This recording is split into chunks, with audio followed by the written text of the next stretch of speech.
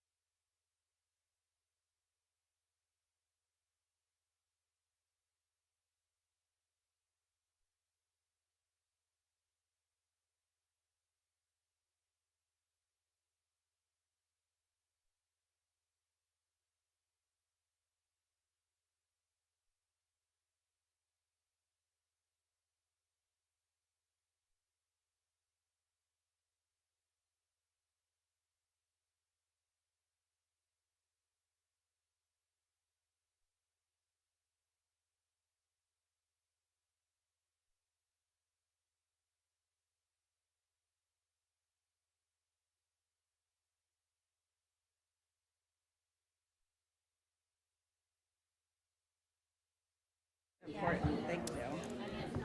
The board meeting will begin in 2 minutes. If you could take your seats, please.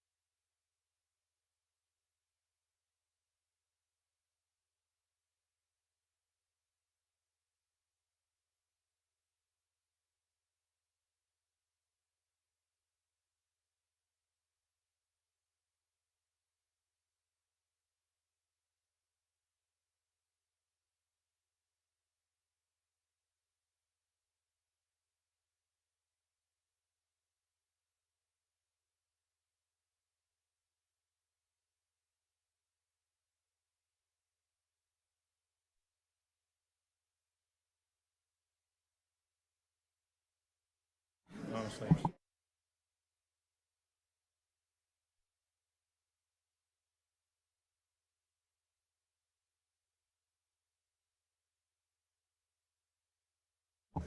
Okay. The December 6, 2024 State Board meeting will now come to order. Good morning and welcome to the December 6, 2024 State Board of Education meeting. Board members, please engage your microphones before speaking and turn them off when you are finished speaking. Please note that board members may be using their cell phones and laptop computers to access the agenda and information related to this meeting. Live streaming is available through the State Board of Education website. Would the recording secretary please call the roll? Patsy Kojans. Here. Lisa Fricky. My microphone won't work, but I'm here. Patty Goobles.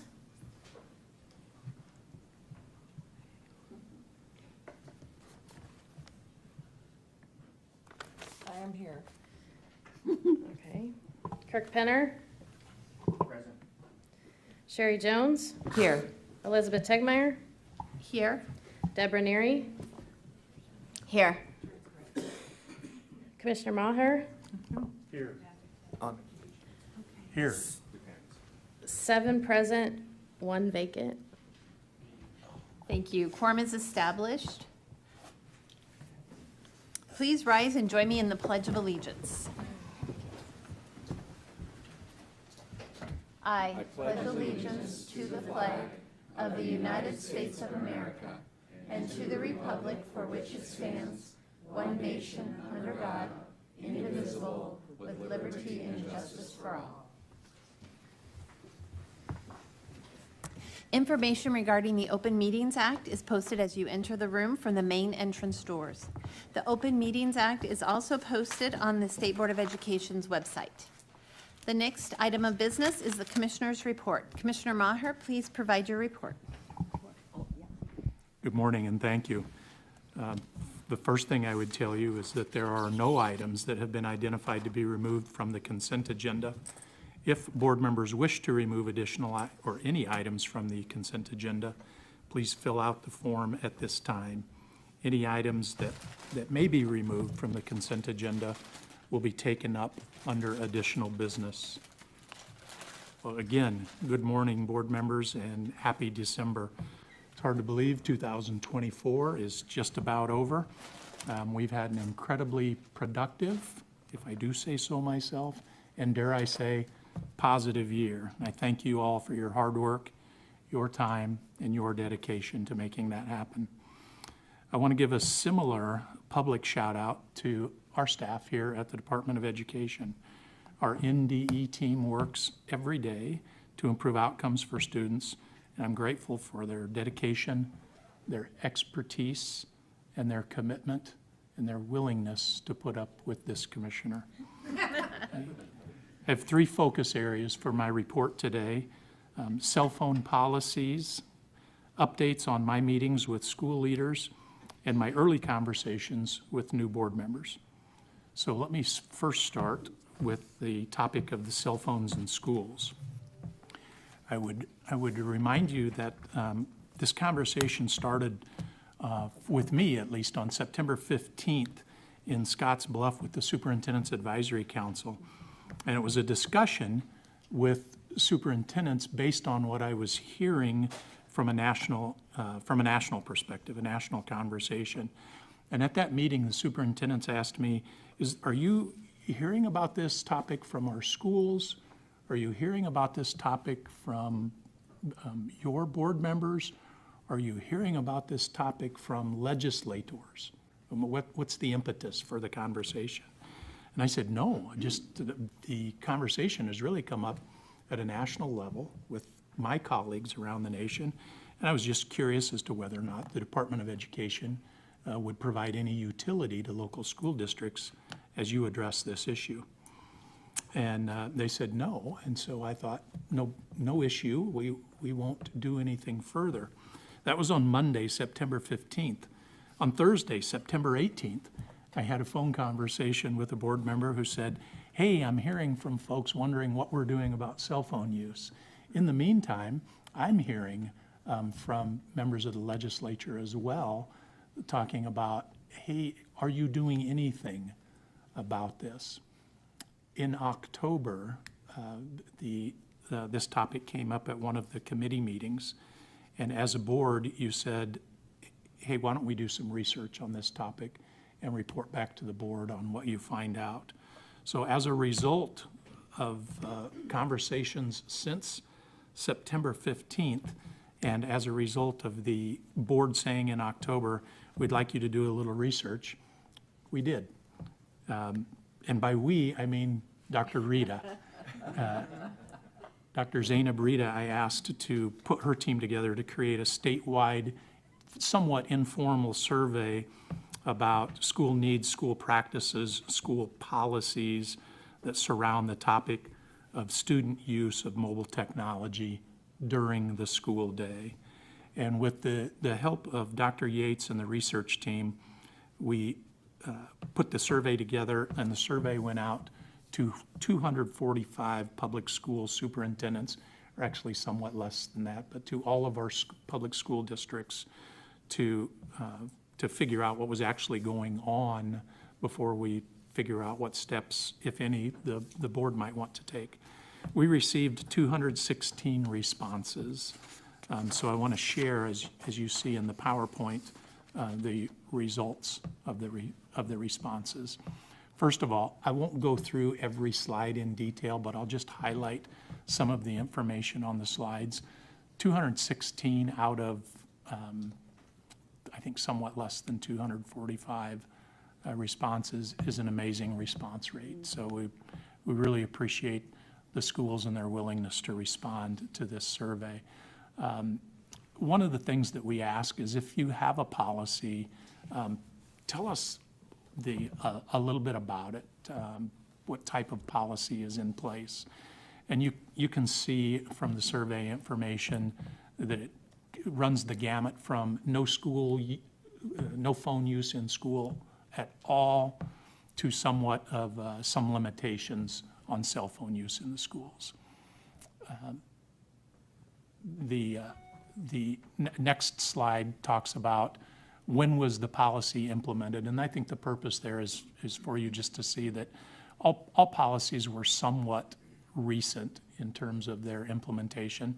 The other thing I would tell you is that some superintendents reminded me that while they might have to answer no to the policy, that they have practice embedded in handbooks, et cetera. So by virtue of what they have in their handbooks, they are addressing the issue of cell phone use in their schools. A question I think that's interesting here is, how is the policy enforced? And as you might imagine, it's the responsibility, really a joint responsibility between teachers in the classroom and administrators in the building as to how policies are enforced. And then you can see we asked about consequences and how effective do you think the policies are currently? And you see nearly 160 of the 180 responses say either somewhat effective or very effective. To me, what that highlights is there is a need for cell phone use, administration, and figuring out the best way to look at how cell phones are used in schools today. The next question was how effective is what's happening, going on in your schools? And you can see that our administrators responding to this either said there's no noticeable impact or improved safety. I shared this information at the December meeting, or excuse me, the November meeting with the Superintendent's Advisory Council, and I asked, why do you think that might say no noticeable impact? And they said, because either number one, we've had it for a while and it's just become how we've done business, or two, we don't notice the impact from the superintendent's office. So it's not to say that cell phone use policies, practices aren't important. Next, do your parents generally support the cell phone use? You can see almost all said either somewhat supportive or very supportive. And do teachers generally support your school's cell phone policy? To me, I think this is an overwhelming yes. And what I've heard from superintendents, at least, is if there was no policy, teachers were coming saying, please help us with this issue in our classrooms. So some of the themes, what did we see from the surveys, that the survey results? You can see as we move up in grades at the elementary school level, generally speaking, there was limited access or no access allowed of cell phones in schools. At the middle school, There was a little more access, but still pretty restricted. And at the high school, there was controlled access during non-class times. And we can talk a little bit about what does that mean. And then another key finding we found was there was some difficulty on consistency and autonomy in policy implementation from district to district, and that there is a general trend that as the younger the school-aged person is, the more restrictive schools are with their cell phone policies. Other themes in terms of enforcing the cell phone policies is consistency and enforcement across staff and classrooms, as you might expect. I walk into classroom 101 and the teacher says, I don't want to see your cell phones, I don't want to hear your cell phones. If I do, consequence X will happen. And I walk into classroom 102 and it's, hey, I just don't want to hear them. The difference between one classroom to another in terms of the enforcement policies. Student adaptation and avoidance is I would say, an evolution. Some students who aren't used to using their phones at every minute of the day really have no problem, is what I've heard. Some people who are tied to their phones have trouble and figure out how to use their phone regardless of what the policy is. Oop. I thought that thought that would be a really cute thing to do. But that's why we're having the conversation. Cost and feasibility of policy and enforcement. There are tools out there that restrict access, but in talking to superintendents, I would say most districts, at least at this point, are saying, I don't want to spend the money on that. We want to be able to address the issue through policy and practice. And then some resistance to change and need for stakeholder support. And generally speaking, they said parents tend to fall in, this is an oversimplification, but parents tend to fall into one of two categories. We really want to have more enforcement and less cell phone use during school time, or I want to be able to contact my child. And so there's a little bit of a dichotomy there on that stakeholder support. State policies. There are state policies that we've looked at around the nation that also run a similar gamut and really we found fall into 4 buckets. One bucket would be states incentivize policy some way, generally through their departments of education. A second bucket would be that policies are recommended for school districts. A third bucket is that policies are required of school districts. And then a fourth bucket is that there is a statewide restriction on cell phone use. And I really tried to figure out, how do they do that? How do they do a statewide restriction? It's not quite as restrictive as you might think if you really dig into what those states are doing. But useful information, you will have access to all of this information. Anybody will in our public, and so they can see the information that we have from the various states around the country. From there, so what are we seeing from a national perspective? 72% of high schools have teachers who say cell phone is a distraction and is a major problem in the classroom. Again, I'll go back to teachers are saying, please help us with this particular area. Secondly, we're finding that removing cell phones can positively impact student learning, and the research on that is just beginning to emerge. Cell phone use can negatively impact students' mental health and all that goes into that topic. Schools are finding success with cell phone bans as the bans are less ambiguous, so that there's not a lot of room for interpretation. What does our cell phone ban actually mean? And then no matter what kind of cell phone policy you have, we need to emphasize and solicit buy-in from parents in the greater community. Several of the superintendents that I talked to at the Superintendent's Advisory Council said that one of one of the key things prior to implementation of their policy was making sure that conversations were had in a robust way with teachers, with student groups, and with parent groups. Generally speaking, the community groups were very supportive, but they really needed to get buy-in from teachers, students, and parents. There's also, back up if you would, there's also, I think, an important distinction that can be made when we talk about bans. Students with disabilities or health challenges may require the use of some sort of assistive technology, and that may include the use of cell phones. So obviously, if there's a medical reason, some sort of self-regulation that comes in the form of a 504 or a student's IEP, certainly we school districts are providing for those sorts of topics. Now we can move forward.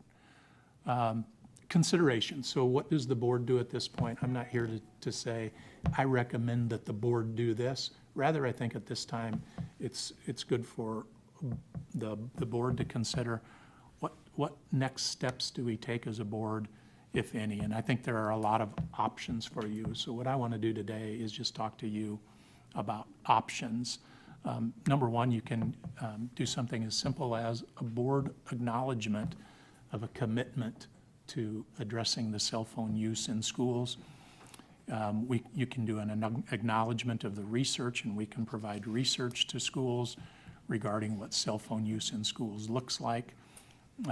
Also, I think it's important for us to recognize the authority of the local school board in this on this issue and all issues, but also a recommendation of minimizing distractions, and then a consideration for a policy recommendation for local school boards. Those are, and that's just if you want to go the route of a position statement where it addresses those particular issues. Also, or in lieu of, you could consider having policy guidance and best practices for districts. What is the purpose of a policy? What definitions and exemptions can we put in there? What roles and responsibilities can all of the entities identified on the slide have? Also, we could provide model policies for schools to consider if they don't have one, or if they need one that is different than the one that they have, and we could provide examples of communication messages. So really, I think, go ahead. What I think really your options are as simple as, think of this as a continuum, as simple as doing nothing, just receiving the information, to mandating a policy, or mandating an assurance statement that says you must have a policy locally, putting a position statement together, providing a model policy. I think the continuum for this board to consider really is quite vast, and a consideration for you to think about as we move forward. Now, I'm not saying you need to do this or you need to do that, but I think the options for you right now are really for you to consider after looking at the information we've provided to you through this survey. So, having said that, I want to take a minute for dialogue. Deb. Go ahead. Yeah, thank you for all your research and for, being such a good listener to all the stakeholders involved in our work. I love the idea of a model policy, but I support whatever steps my peers want to take today or in the future. My question is, since you did hear this bubbling up back in September and October from some state senators, do you see them getting into this space, or do you think they're going to respect that maybe this is best coming from us?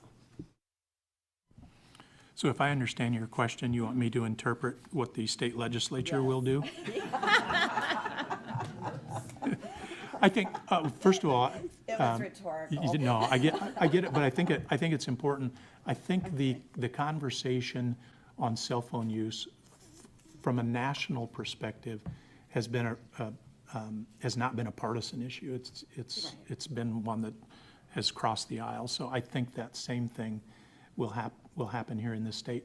I think if the board doesn't address the issue, this is pure conjecture, but I think if the board doesn't address the issue, I think we will see some influence coming from the Capitol. And maybe on the other part, it's not so much what I know or think, but I'm hopeful that if the board addresses the issue in whatever manner you see fit, I think that will go a long way with folks at the Capitol knowing that you're being proactive on the topic as well.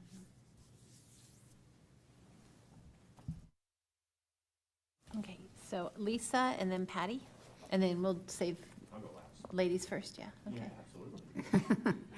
Well, I agree. Thank you so much for researching with your staff. I would hope that this would stay with the state Board of Education, NDE.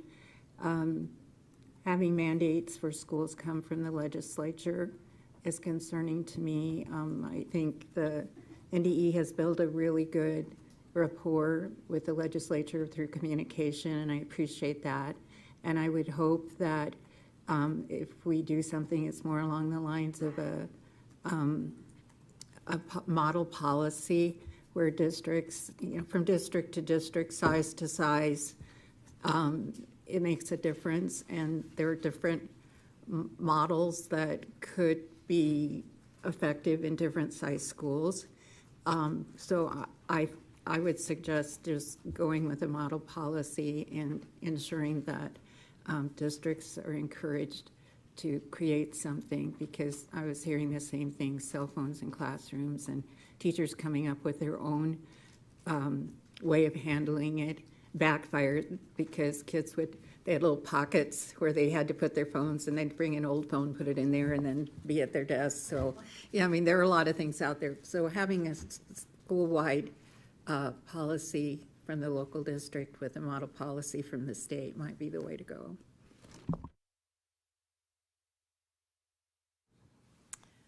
You know, when we first started talking about this and we talked about research,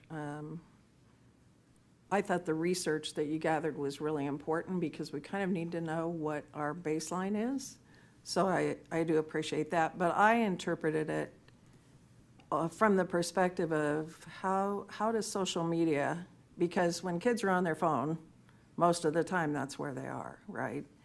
How is social media and cell phone usage really impacting individuals psychologically, as well as from a learning perspective?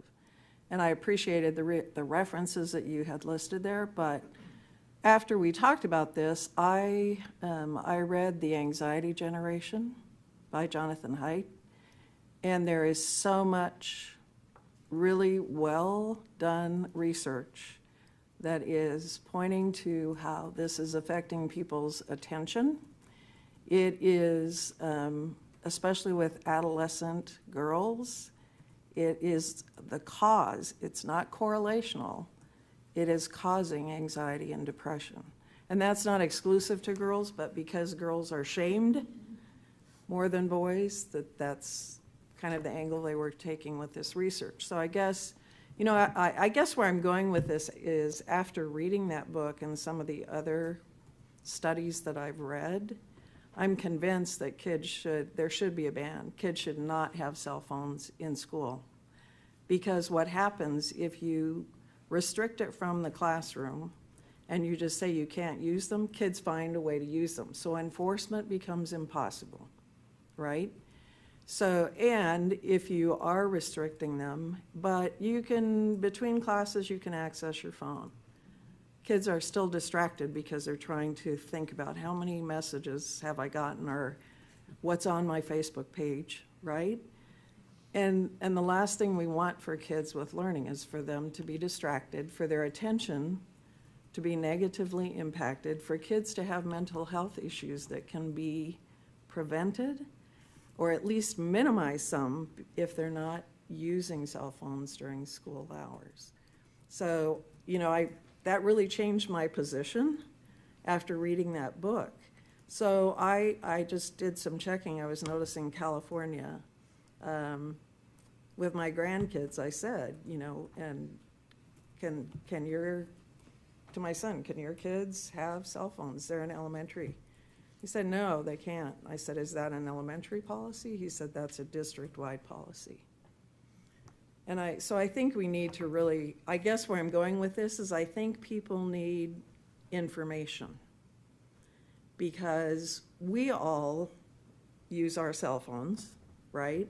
And I'm sure we all can identify with some of the ways it's impacting us being distracted at times, or how it has affected our attention when things pop up and we immediately look at whatever has popped up, and maybe we go to that and then we come back and say, now what was I doing?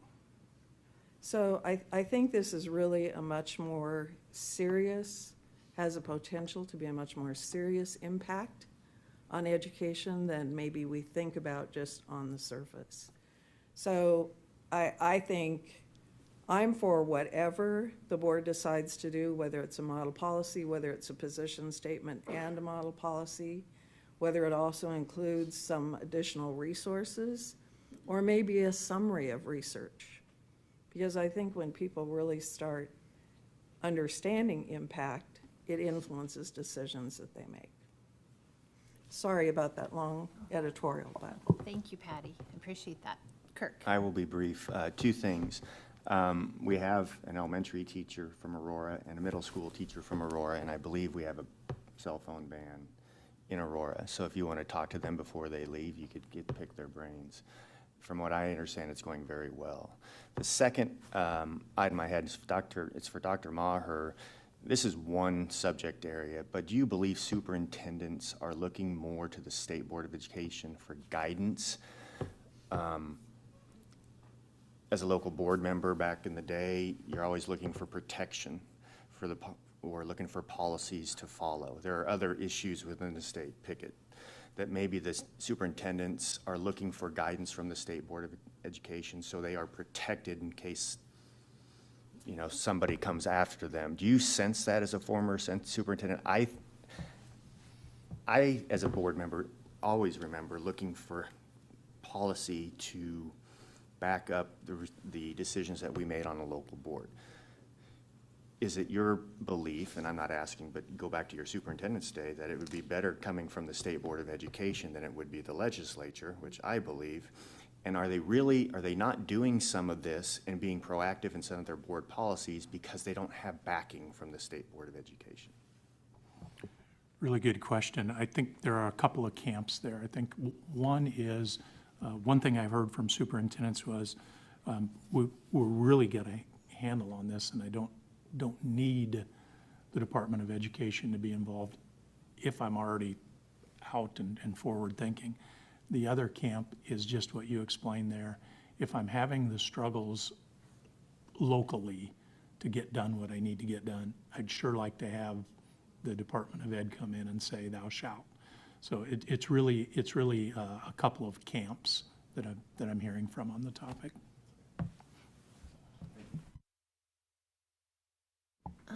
Anybody who hasn't spoken, do you want to give input?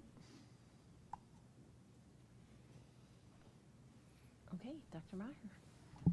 All right, I'll continue with my report. You thought that was it, didn't you? Just a couple of other things. Number one, I would tell you that in November, I brought together for the first time non-public school leaders to share more about our literacy project and priority, and also brainstorm ways that we will include folks from our private schools on this topic. Because remember, our goal is to have all Nebraska kids read better, not just kids who attend one form of education or another. So that's important. Additionally, I heard from these school leaders on specific challenges that are facing their students and facing their schools. I look forward to continuing the dialogue. I will have the private school leaders group run a parallel path to the Superintendent's Advisory Council that I have.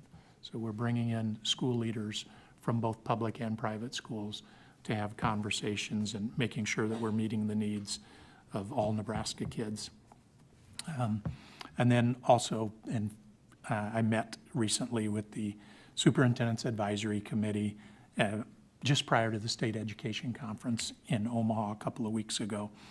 We heard a presentation from Dr. Matt Hastings from the Nebraska State Workforce and Education Group, the INSERS group, and we discussed also, in addition to the INSERS presentation, your statewide legislative priorities, sought feedback on model policies that we have, and shared the results of the cell phone survey that I just went through. So we highlighted a new partnership also with the Nebraska Department of Economic Development on teacher recruitment and retention. More to come on that in subsequent meetings, but I'll engage this advisory group 2 more times this year. Finally, I'm excited to share with you that Dr. Four and I have now had the opportunity to meet with 3 of the 4 new board members, or board members-elect, and the 4th of those 4 will be meeting with here in just a couple of weeks. We've had an opportunity to share some logistics of what it means to sit around this table. I'm sure you're all wondering right now, what the heck did you tell them?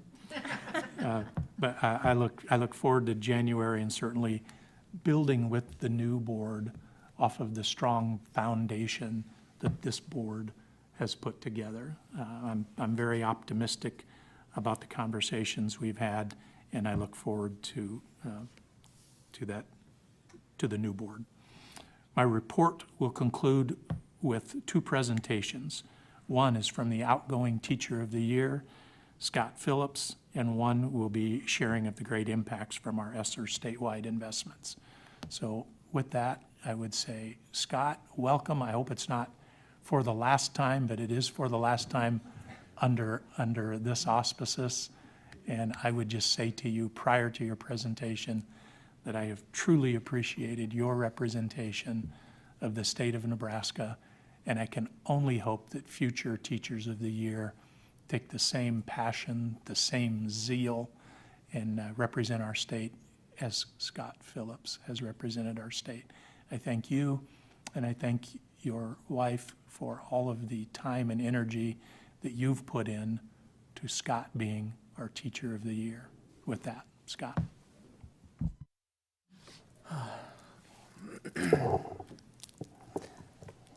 So it wouldn't be a normal presentation if I don't bring a tote, right? Okay. So just to briefly speak on the cell phone. So I also, with Teacher of the Year, you fly a lot, and so I started to get into either physically reading books or listening to audio books, and I also listen to The Anxious Generation. And as a parent, not just a teacher, but as a parent, it kind of was eye-opening to realize how much of an effect cell phones are having on society and not just schools. So definitely take a look into it. It's some pretty heavy research, I guess, put it that way. Sorry, it's hard to see. We'll be okay. All right. Let's see if this works. Nope. You would think after the 4th time doing this, I'd be a lot better, right? I think it's that button, but I'm not sure. Oh, there we go. I hit the wrong button. My apologies. So on the title slide here, I have to kind of laugh about this because I kind of learned throughout the process of being Teacher of the Year that they call it the toy, right? It's just easier than saying Teacher of the Year. We say toy. And I was emailing my staff one day, and I was just saying, hey, I have something for a toy presentation. And then they're like, what kind of toys? Like, they're like, are you going to like a seminar where you're learning about like old school toys? It was really funny, so it makes me kind of laugh. All right, so I started off with this at the very beginning, and I want to kind of end with it also. And so I'm going to turn the floor over to you, and I'll just take a couple. We don't need to have everybody share, but a reminder of what something positive is. So something positive can be past, present, or future. And just kind of short and sweet, just about 1 sentence is plenty. It could be something kind of bigger news, or it could be just something simple like you went out to eat with your family last night. So my positive is that it's kind of like a surreal moment the last 48 hours or so. Last night, we handed the torch over to the 2025 Teacher of the Year. And then my wife and I had a long overdue date night. We went to Laszlo's last night downtown and were able to stay in town. And my parents, who are also here, right behind my wife there, they were able to experience what it's like to get 3 little children ready for elementary school in the morning. So I'm sure it went great. But I'm just going to turn the floor over to you. We can get a couple of positives.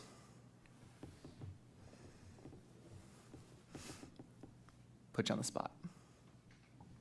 Well, it's positive. I'm really excited. We have all 4 of our new board members here today. So welcome, and it makes me feel good. Awesome. Let's get one more. I'm really positive that even though I'm leaving this board, that I'm going to continue contributing to education. And I live in a constitutional republic, which is a beacon of light for the world. So that's my positive. Awesome, thank you. So this year I could wrap up as definitely a learning experience. And I'm going to share with you what I learned throughout the year and try my best to kind of wrap this year up of service. But the first thing I want to just leave with you is that it will be a year that will stay with me forever. Whether it's professionally as a teacher or as a father or as a husband, I just learned a lot about myself and about my family and about just like who I am as a person throughout this experience of being Teacher of the Year. So it all started back in Lincoln last year when we had my own passing of the torch ceremony. And I kind of chuckle when I see this picture because we had a heck of a time trying to keep my youngest child steady during a presentation where I'm thinking, this is not a great first impression because she's got rolling around. She had to go to the bathroom during the thing. And I'm like, oh man, this is a bad start. But I look at it now and I see everyone in that picture that just has meant so much to me throughout this whole process. And if anything I've learned is it takes a village, and the amount of time that my family have put into watching my kids, or my wife being by herself, getting the kids ready in the morning, just really, really means a lot. But this is one of the things that I think I want to leave behind for my legacy as Teacher of the Year, is the whole idea of the ripple effect. In education, every day we have this opportunity to drop pebbles in the metaphorical ponds of students. And it could be with what we say to them. It could be how we act, how we orchestrate our lessons, whatever it may be. But thank you. Yeah, mentally prepare here a little bit. No pressure. Okay. But this quote's awesome. So if you drop a pebble in a pond, the ripples go out. The test is, how big of a stone can you throw in the pond? And we think about that in our lifetime. We have all these little moments that we have these ripple effects that leave lasting impressions on students.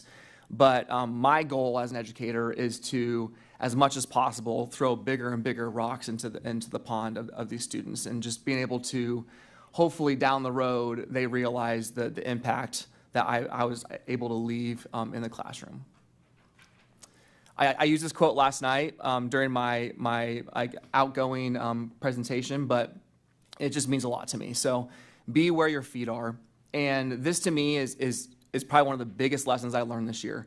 And it was, when I'm at home, it's okay to just be a dad. And understand that, it was, if I was there with my kids, I wasn't supposed to be somewhere else, answering an email or trying to respond to something. Because as Teacher of the Year, it can be a little bit overwhelming sometimes. You're trying to teach your kids. I always use the example of area of a trapezoid because I think it's funny, but teaching kids about trapezoids, but at the same time trying to answer this email to someone that wants a presentation done, or trying to make sure my kids are taken care of, or my wife is feeling cared for. And so just the whole idea of being where your feet are, to me, means that it's okay when I'm at home to just let school sit aside. It's okay when I'm at school to focus on just school and not worry about basketball or not worry about Teacher of the Year stuff. And it even went a step further when I was at presentations. I was like, hey, I'm here, so I'm going to be here. I'm going to enjoy this moment. I'm going to have fun. Probably one of the best groups to present to was the high school age kids. And it makes me really hopeful for the future of our education in Nebraska, because there's a lot of kids that are considering education that we had a lot of fun this year presenting to them. So the whole idea of being where your feet are is enjoy the moment while it lasts, because before you know it, it's all said and done. Now this one's kind of funny when you think about middle school kids, okay? So a shepherd should smell like his sheep. Now, I laugh because middle school kids can kind of be stinky sometimes, but this whole idea to me was that I still need to be in the thick of things. I still need to be immersed in my classroom. It can be easy, even with as a teacher, to be distracted by this, and to put that in the desk and to say, okay, I'm gonna be among my students. I'm gonna be among my class, my team, my colleagues, my family. That whole idea is just a really important idea to me of being immersed and being present in what you're doing. So the final lesson that I learned, I feel like is by far the biggest one, is the idea of priorities. So here's my visuals. I have a couple of different supplies here, so just give me a second.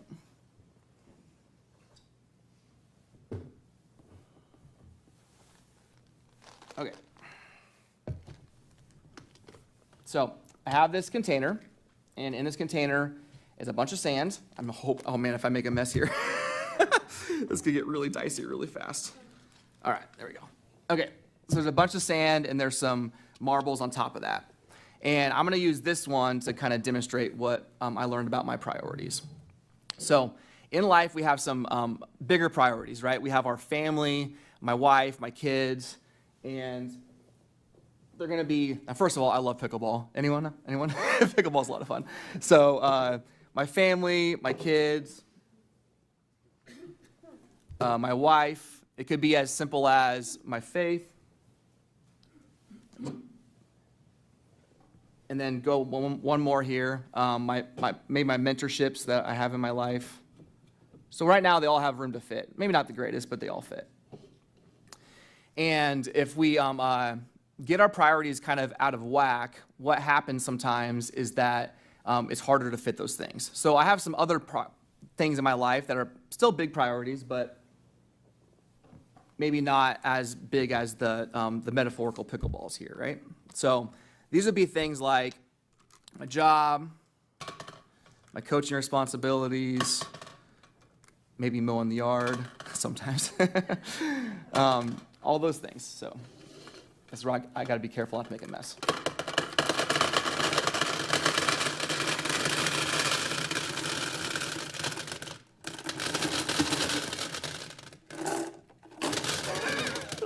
All right, there we go.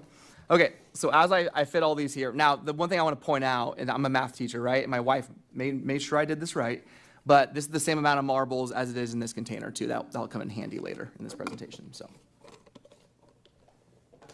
and then the last things in life are the things that, they're fun to do, but maybe we shouldn't put them at the top of our priority list.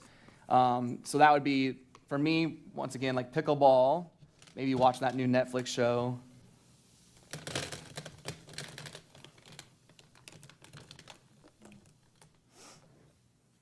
And as I put those things into my life and prioritize those things, this is where I got to be really careful not to make a huge mess. Sorry.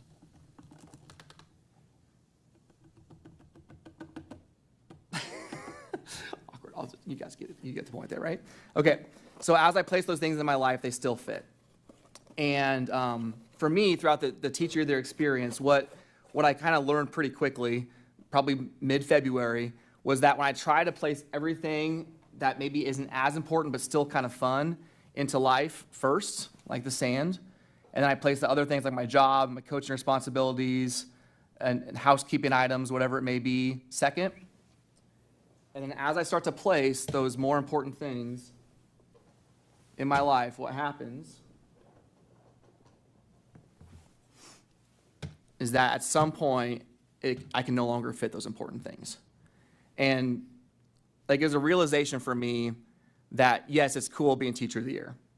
Awesome experience. I would highly recommend it to anyone that's considering it. It's changed my life in a lot of ways. But at the end of the day, me being a dad and a husband and a father, a mentor, those are the most important things to me. And so priorities have, and I had to learn it the hard way sometimes. Like, the hardest part about Teacher of the Year, I'll be honest, is doing sub-plans. Like, you're missing school, and then you get back to school, and it's like, where were you at? And I was like, well, I was talking to these people in Lincoln, and it's just a very, very stressful at times job. But when I kept my priorities in line, that's when I felt like I was doing a lot better job as Teacher of the Year. And not just that, but as a father and a husband. So this is my parting gift to you. And this is really special to me for a lot of reasons. So this goes back to my 7th grade year in middle school.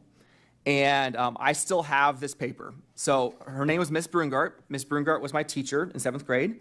And I just recently reached out to her, letting her know that I was going to do this at my presentation at the state school board meeting. And so this paper, it used to be red. Okay, so that's how long I've had this paper. And it says Scott Phillips at the top of it. And this kind of goes back to my 7th grade year. We walk into the room. Now, keep in mind, this is prior, like 1-to-1. So all we had was a bunch of Kleenex boxes on our tables. And in front of those Kleenex boxes was a stack of like little white papers.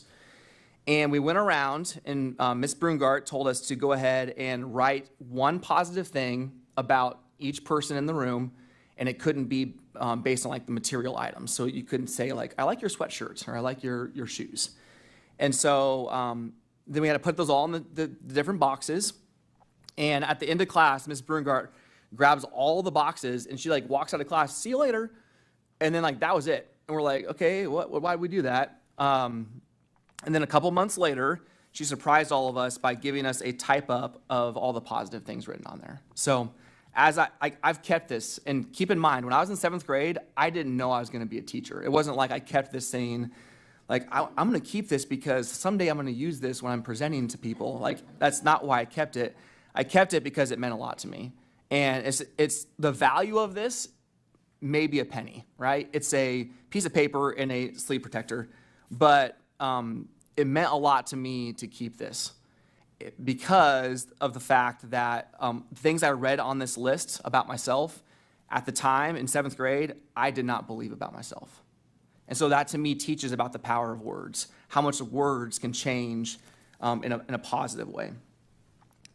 So what I do in 7th grade is I give a paper like this and a sleeve protector to each one of my students at the end of the school year.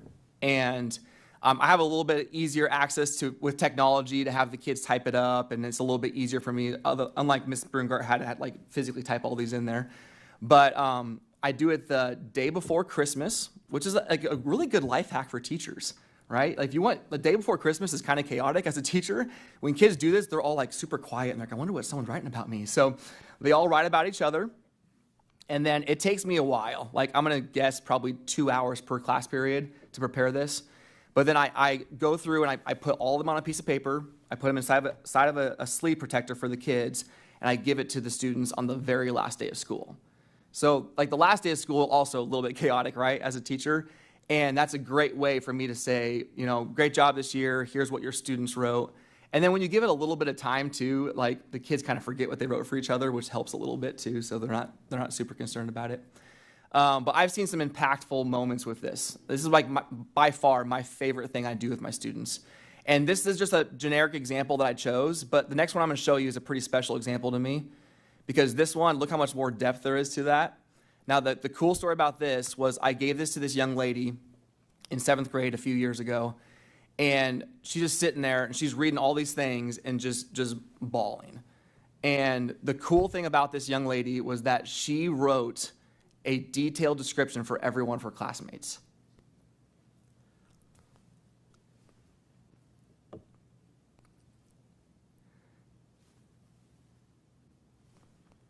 Okay, so, sorry.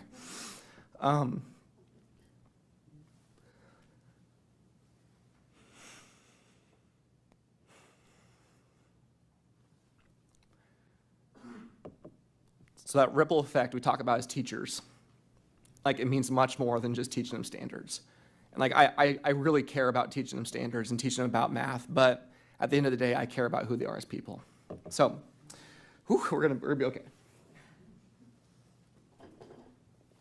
All right, so I prepared some for you, and these are all written by a variety of people. Some of them are from your peers. Some of them are potentially from family members. And the fun thing is, you do not know who wrote what, all right? So don't worry about it. Don't be like, oh, I wonder who wrote this.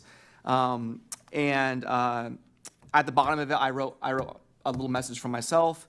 But I want you to hold on to this and just keep this and just know that I truly appreciate everybody.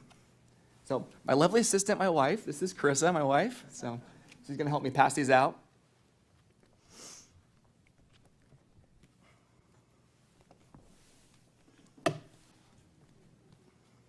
All right, so all I'm going to ask is, this is just kind of the way I handle it in class too, is I just want you for about 30 seconds to just we're going to have it's going to be kind of quiet in here. It's going to be okay, a little awkward.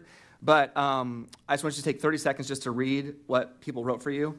And yeah, just we'll give it a quiet 30 seconds here.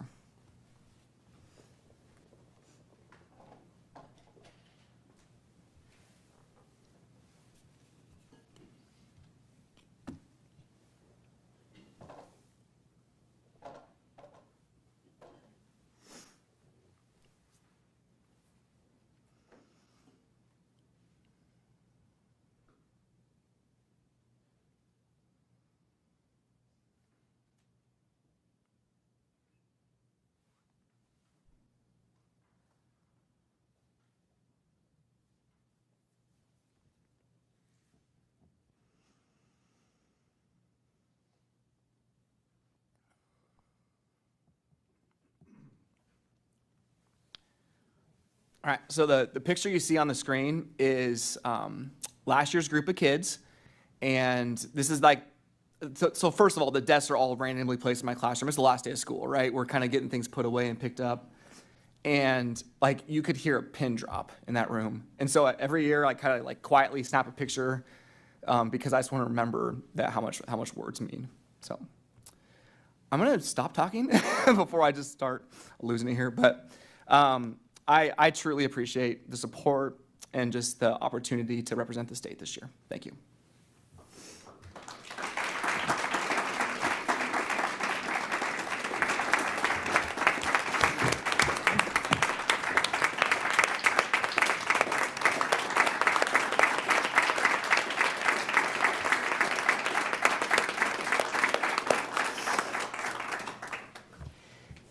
Thank you, Scott.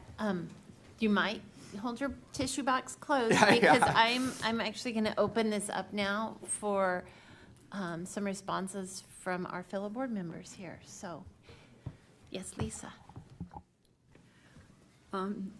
Thank you for not only touching the hearts of your students, but everybody that meets you understands how sincere you are, how compassionate you are, how caring you are to anyone that you meet, but especially teaching your students and going beyond to care for them as individuals.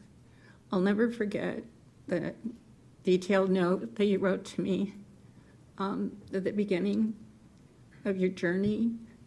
And thank you for who you are, what you do, and what you will do in the future. Thank you.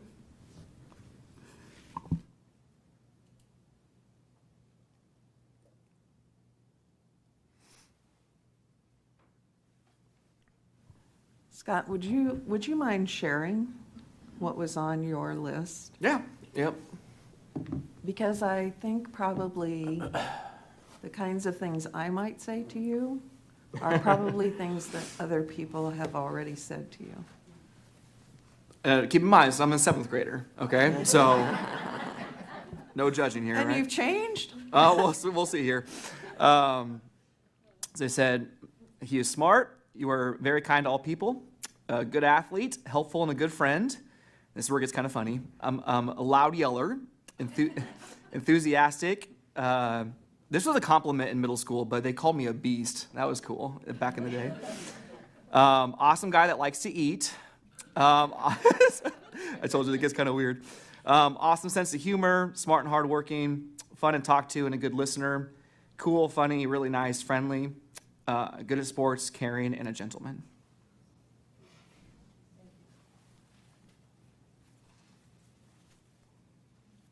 Patsy, and then we'll go to Sherry.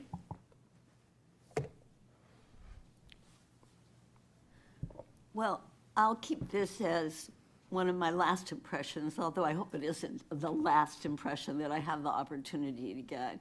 But I still have my note in my planner, which is the first impression. So you are a force to be reckoned with. I love the comment that you are a beast. And I bet I might have liked math if I had you for a teacher. I'd put money on it. But thank you so much for being so open to us. I think sometimes people come here and they go, oh, they're the State Board of Education, you know, and they go and slam who they really are, slam the door of who they are. I don't feel that way about you. You opened the door wide, and so many things you said resonated with me and changed me. And thank you for being here.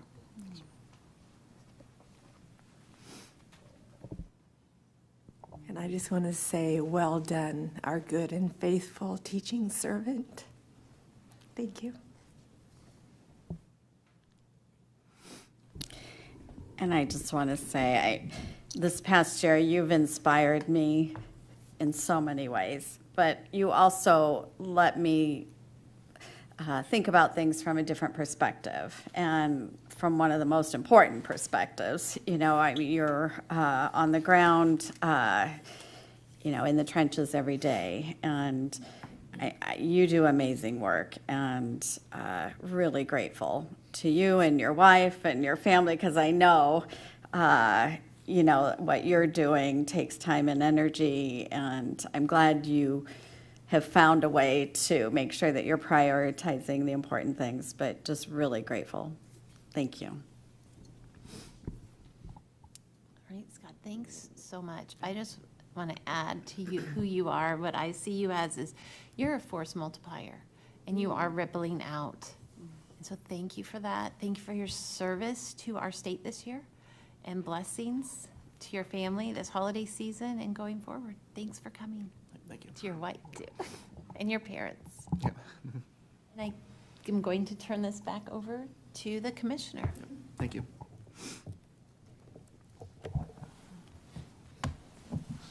Well done, Scott. Thank you. Oh, and I knew you would do something like this. I didn't know what you'd do, because I never know what you would do. But I knew we needed something exciting and riveting after you were done. And so I thought the best thing we could do is take a break. Actually, this is kind of the time when we usually take a little break. And what I'd like to do is then give the opportunity for one last handshake or pat on the back to Scott. And the board will, I'm going to give us time because it's important. We will reconvene at 10:10, so we're going to take a 10-minute break. So the board is on recess.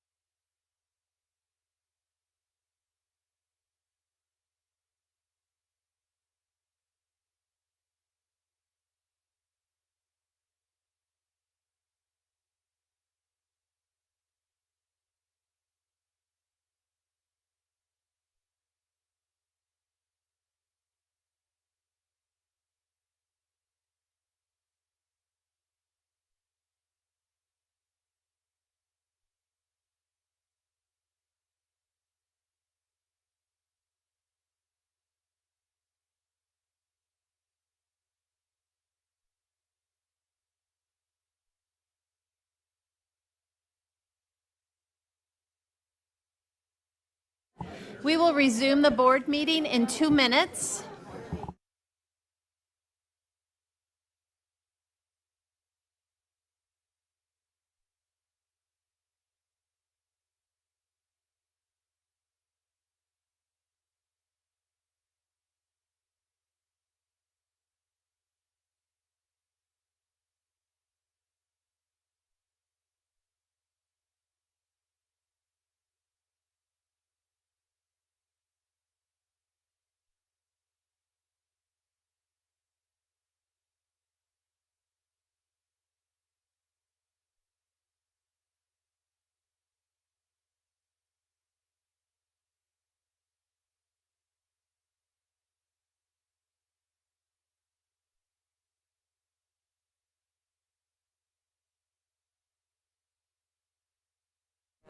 If board members could resume their seats, we'll start in just a minute.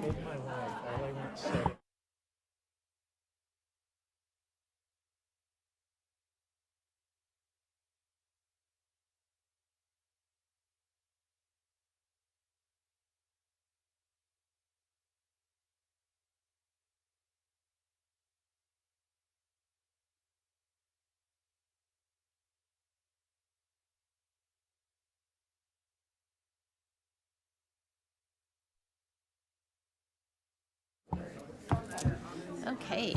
If you would please take your seats, we will resume the board meeting. Tell me when you're ready and I'll tee him We gotta be where our feet are. Yes, that's right. up. There you go.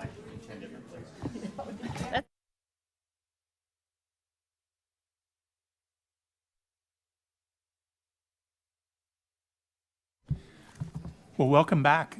We will conclude the commissioner's report with a report on our ESSER funding, our ESSER achievements, and our next steps.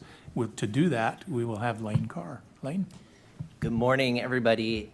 That is a really tough act to follow. But in a way, we are celebrating our achievements here as well around our ESSER investments. And it's really hard to believe that in just 2 short months, it will be the 5-year anniversary of the first COVID lockdowns. And as you know, these 3 rounds of funding have been a result, or were a result of that, and a response to that crisis, really, that we were facing 5 years ago and then subsequently, right? So our goal today is to share just a little bit more about, again, sort of this high-level overview of the ESSER funding as we're wrapping a bow around it and sort of thinking about what's next. I want to share the immense successes that we have been responsible, and I say we because this board made decisions about reallocations for ESSER funds, and also for where those investments of those statewide priorities should be. I want to also share a little bit about how some of these projects are continuing and how we've sustained them. There's this discussion about the ESSER cliff that we are at, and in a lot of ways we've used other grant funding, reallocated or reappropriated internal dollars to keep some of the projects that we saw high impact forward. And then answer any questions that there might be. If there are 3 takeaways that I would have you walk away from this presentation, it's the responsiveness of our ESSER funding investments. It's that we've taken to heart the lessons that we've learned from these ESSER funds, and it's the lasting impact that these investments will have. So just as a reminder of this, there were 3 rounds of ESSER funds, and our focus is really going to be on this 3rd portion, which was the American Rescue Plan. You see that the vast majority of the money, again, rolled right through our districts, to our districts who did incredible work and hard work with these funds, investing them in high quality instructional materials, in resources for students, in mental health supports, in their teachers, in their professional development, and so much more. That story continues to be told, and we need to work with our districts to tell those stories about the deep impact that those dollars had. But we're going to really focus in on that last portion, the NDE set aside, which all told was close to $70 or $80-ish million. So a lot of money focused in on how we can create statewide structures and processes to respond to the crisis. As we zoom in a little bit further, you'll see that there was a specific requirement for some of these dollars to be spent for summer and after-school programs. I'll speak to how we allocated those funds and the impact of those dollars. We had an important use of funds focused specifically on evidence-based interventions. This was a requirement of the ARP ESSER dollars, and that evidence base had a very specific definition from the U.S. Department of Education. And then there was some flexibility around emergency use, being able to respond quickly to things that we saw pop up at the state level for our schools. After the passage of the American Rescue Plan, we very quickly went through a process of gaining feedback from the state of Nebraska.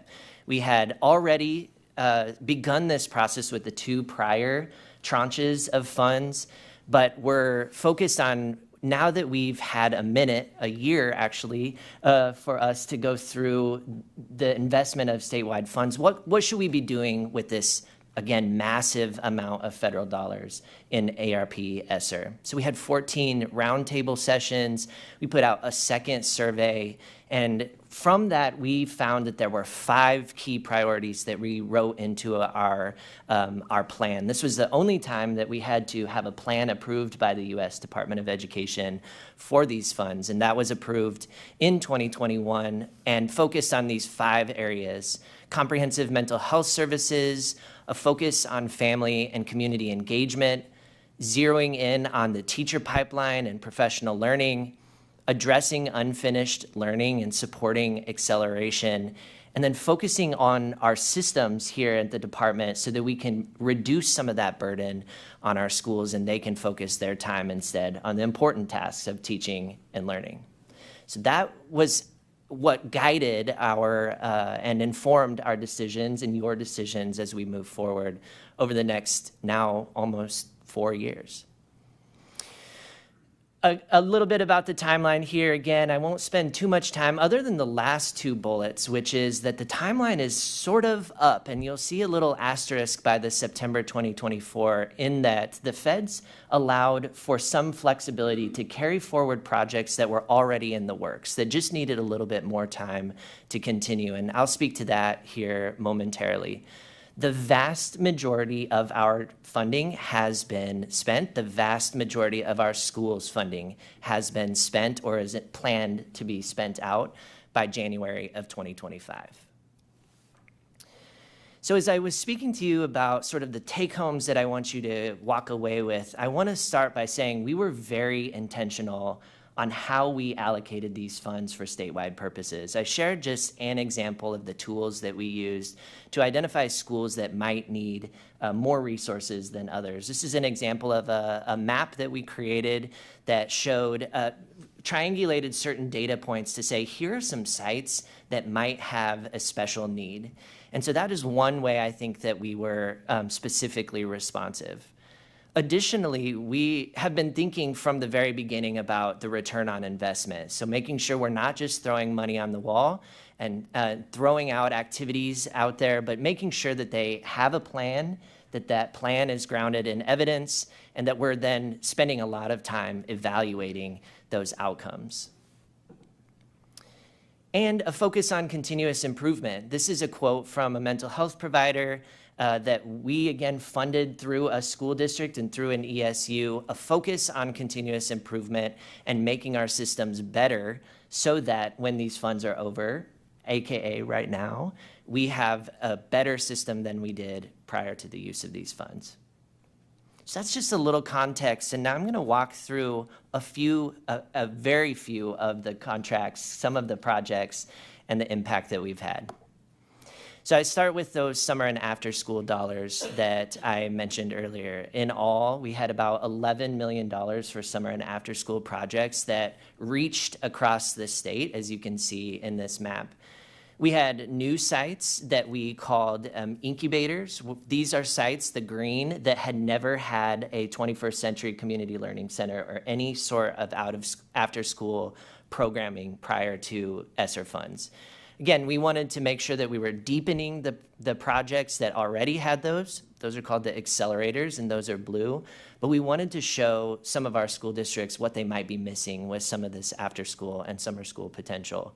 We're really proud of the impact that these had. We saw that almost 10,000 more students were served over the last 3 years with these dollars across the state. Again, a large portion of locations in rural areas. And we've seen that those sites have continued even afterwards. They've used private foundations in their own school districts. They've applied for the first time for 21st Century Learning Center grants from us. They found a way to keep these projects moving. There's a little bit more here, kind of breaks down the difference between, again, those accelerator sites, which are ones that had students already, had programs already, and then those in the incubators that were brand new.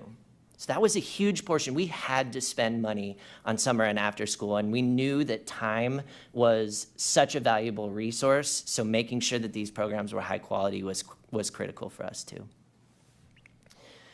Another big portion of our funding was spent on mental health support, and this came in the shape of tiered support, so ensuring tier 1 recognition of needs for students and training for teachers and for staff and understanding mental health needs and things that we can do in the classroom to support our students a little bit better. We also provided funding to ESUs and to districts for tier 2 and tier 3 supports, meaning several districts were able to hire licensed mental health practitioners, counselors, or have part-time staff come in and be able to support student and staff mental health. You'll see we have tons of testimonials. We knew that schools had a need. It popped up right away. Several of the schools, too, that we have visited over the last year have mentioned that they saw this great need, and their schools continue to see mental health as a top priority. And having a licensed mental health practitioner in the building full-time, oftentimes they were able to use our dollars and their own dollars to blend that together, make sure that students had access. You can see it resulted for this in-school provider in staff and students having a better access to problem-solving abilities. So that's an incredible amount of work that was, again, the work was happening in our schools, and we were able to sort of be around the outside and saying, here's some of the things that we think should be part of this, but we want you to locally design that. And we then took on the important job of evaluating all of this as well. A project that continues is the Nebraska Growing Readers Project. It was so nice to have First Lady Pillen at our Teacher of the Year banquet last night. And as you recall, this time last year, the First Lady and Commissioner kicked off our Nebraska Growing Readers Project. We've subsequently added dollars to this project a couple of times using these ESSER funds aligned again to your priority around literacy. But the end-all be-all with this project is to eliminate book deserts within our state and ensuring that all families have access to at least 100 books is such a critical part of a child's development. And it's fun to be able to show you this map and say that over 800,000 books have been distributed at this point at 1,100 sites across the state, focused in, again, on our early childhood centers. Elizabeth, we need a little help in McPherson County, Arthur County, et cetera. I did notice that all of the deserts that remain are in District 7. We have some time. Another cool offshoot of this has been kindergarten outreach. So we originally had intended to reach 3,000 incoming kindergartners this year, and we got to almost 3,200 with 200,000 books directly distributed to those kindergartners. One of the fun parts about the Growing Readers is that there is Nebraska-ization of it. I made that a word, in that Nebraska teachers, Nebraska parents, Nebraska staff Nebraskans are able to write books as well. We had a really cool project, and if you go to the Growing Readers website, you will see a mother who has a student with a disability was able to write about that student and the special connection that she has with him. She also then recorded it, her reading it, so that students across the state can access and see her in her own voice speaking about her son. It's really cool. If you're interested in writing a book, let me know, because we can make that happen. Switching gears slightly, I am really proud of the focus and the refocus that came from the board. The board said, hey, we need to make sure that we're spending ample time and energy on focusing on the teacher shortage. This came about a couple of years ago, and we're really pushed by you to think through what this could look like. We created the teacher shortage grant, and we're excited to have several university partners in the back who led this work and were able to be highlighted and show the impact that these dollars had. You'll see just some of the partners here on the screen, and the work that they did ranged from recruitment and retention efforts, training, and engagement. And from that, we were able to say, hey, we think we have something here with this parent-to-teacher pipeline. Let's think about what that could look like. And from that, building into the apprenticeship grants that we've been able to now double down on over the last couple of years. So it started with these ideas. It started with this laboratory in our higher education and district partnerships, and now has led to a sustained effort into the future here with not only a state appropriation, we're very thankful for that, but also this federal grant focused on teacher apprenticeships. And then importantly too is the learning that we have from these programs remains. The impact evaluations, the tools that have been created, the curriculum that has been created for Educators Rising, for example, continues to be sustained. And we have that now as a tool that our students for the next several years will be able to use and take advantage of. I'm going to keep going and share a little bit about our community schools pilot programs. We were able to think of ways to open the doors for our schools so that parents, so that community members, and so that community providers could be engaged in the school day and providing support for our students and our staff during the school day. I'm going to share just 3 of the examples and how every community school is different, right? And that's the point. It's about the community and the local need. In our pilot program, we had 3 sites. We had Grand Island that really leveraged these dollars to expand early childhood support. They did not have enough funding, and they had a massive childcare need, and were able to use the school structure, use private dollars, use school dollars, and then use these ESSER funds to ramp up the childcare services that they provided. In Schuyler, we saw some really cool work around translation services and supporting parents in being involved in their schools, in their students' schools, even when they don't speak the language that their teachers do. So having that translation support was critical for Schuyler. And we also saw a mobile vision clinic able to come to all of the elementaries and provide, after parents said yes, right, we want this, having our students being able to have their vision checked and get glasses on the spot if necessary. And then in Fremont, they focus in on community engagement. We want to make sure our parents are in our schools, that they're contributing to our schools, that they're helping in our schools, that we're being responsive to their needs, et cetera. So that was really, again, laboratory in action, but an immense study also took place. And that study, the 3 years of that study are all on our website. Similarly, we said, let's take a slightly different version of this and think about it in a regional perspective. So we did a rural version of this community schools pilot as well. We looked at the same sort of needs assessment that might be needed for each community. And we said, hey, do this at a regional level and see what bubbles up and how we can share resources across. Again, we saw great results. We saw districts come together. We saw counties come together to pool resources as a region, which, as we know, is really important for our rural sites. Again, switching somewhat gears here again, we were so proud of the amount of energy, time, and effort that our district spent, and also resources on high-quality instructional materials. You'll see in our graph here, there's some information about how many students had access to, in the elementary, middle school, and high school grades, high-quality instructional materials. And you'll see afterwards how many, almost 100,000 students now have access. And that was, as they were adopting into this year. I'm sure that that adoption process, that locally controlled adoption process for these materials continues over this next year. And we could see that number even skyrocket further. So that was at our district level, and we were able to provide the guidance. We were able to provide some shaping to that conversation. I could speak in depth about each of these projects, but I will not. I'll be brief here and say that another thing that we were able to do is focus in on, again, some pretty nuanced academic needs. So TNTP was able to support us with two things, multiple things. One was a focus on secondary learners in the science of reading. So we talk a lot about early childhood science of reading. We know that 4th, 5th, 6th, 7th, beyond graders who are struggling with reading also need support. And our teachers need that training to be able to do that. That was one of the projects that TNTP was able to support us with.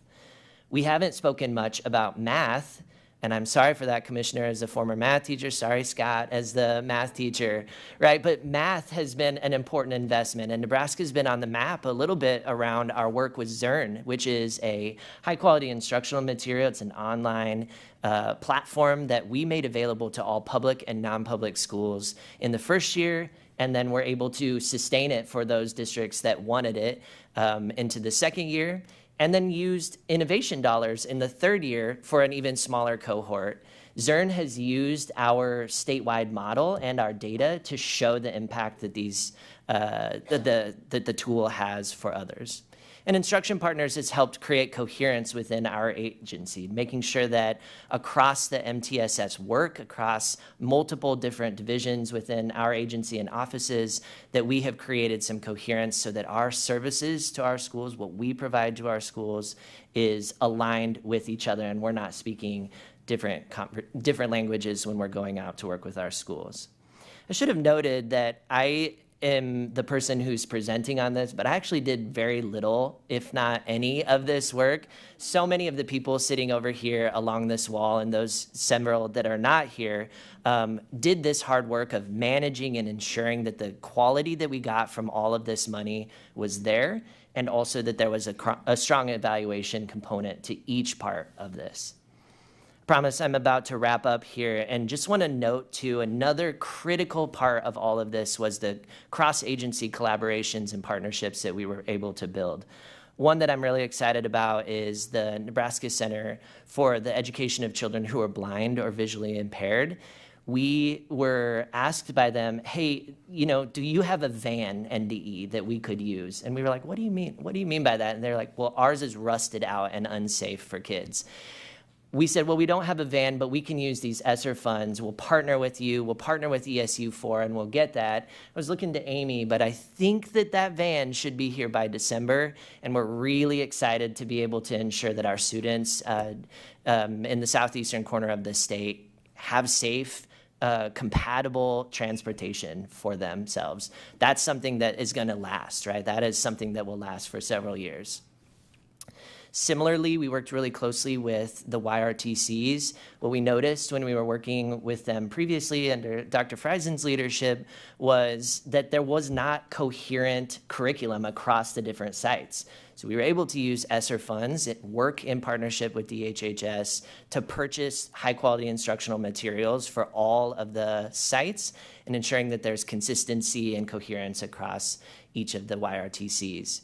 We also bought some really cool career exploration tools for our YRTCs and several of our Rural 18 schools. Those are those interim program schools, making sure, again, that students, even when their education may not be the top priority, they might be getting recovery services or intensive services at these sites, that they still have access to the same high-quality education opportunities.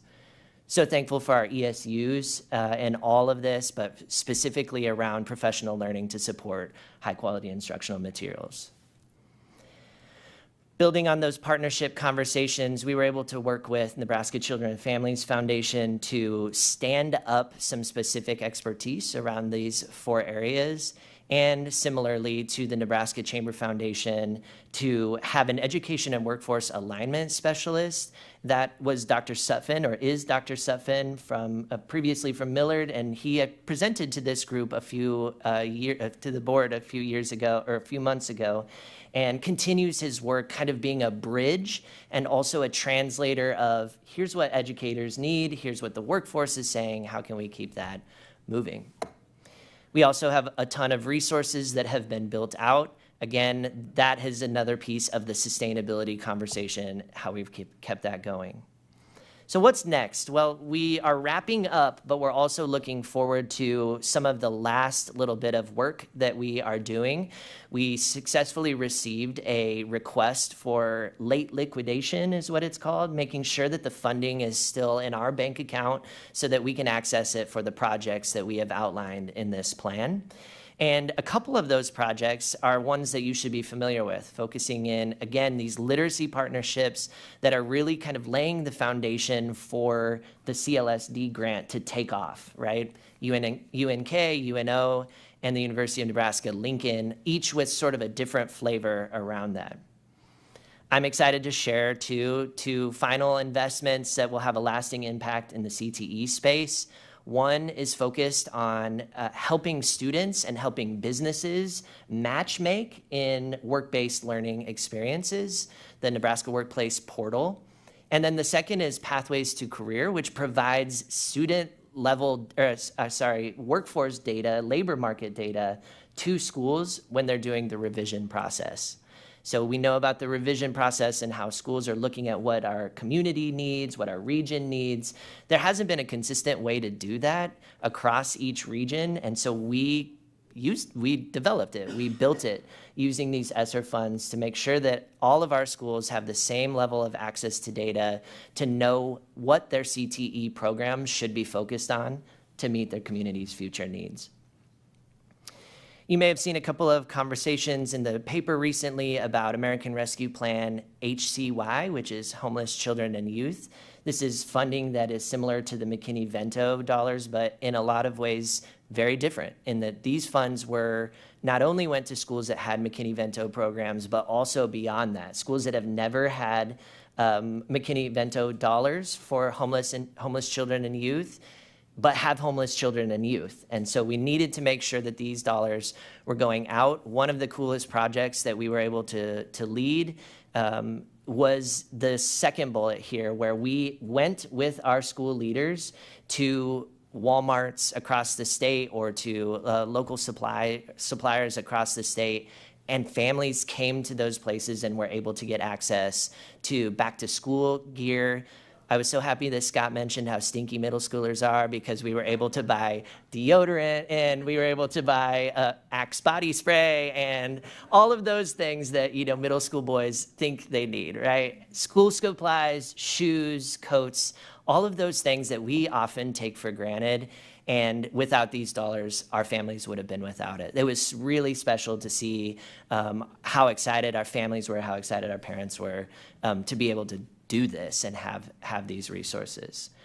We were also able to flex very quickly. So when the horrible tornadoes occurred in North Omaha, we were able to use these funds and flex very quickly.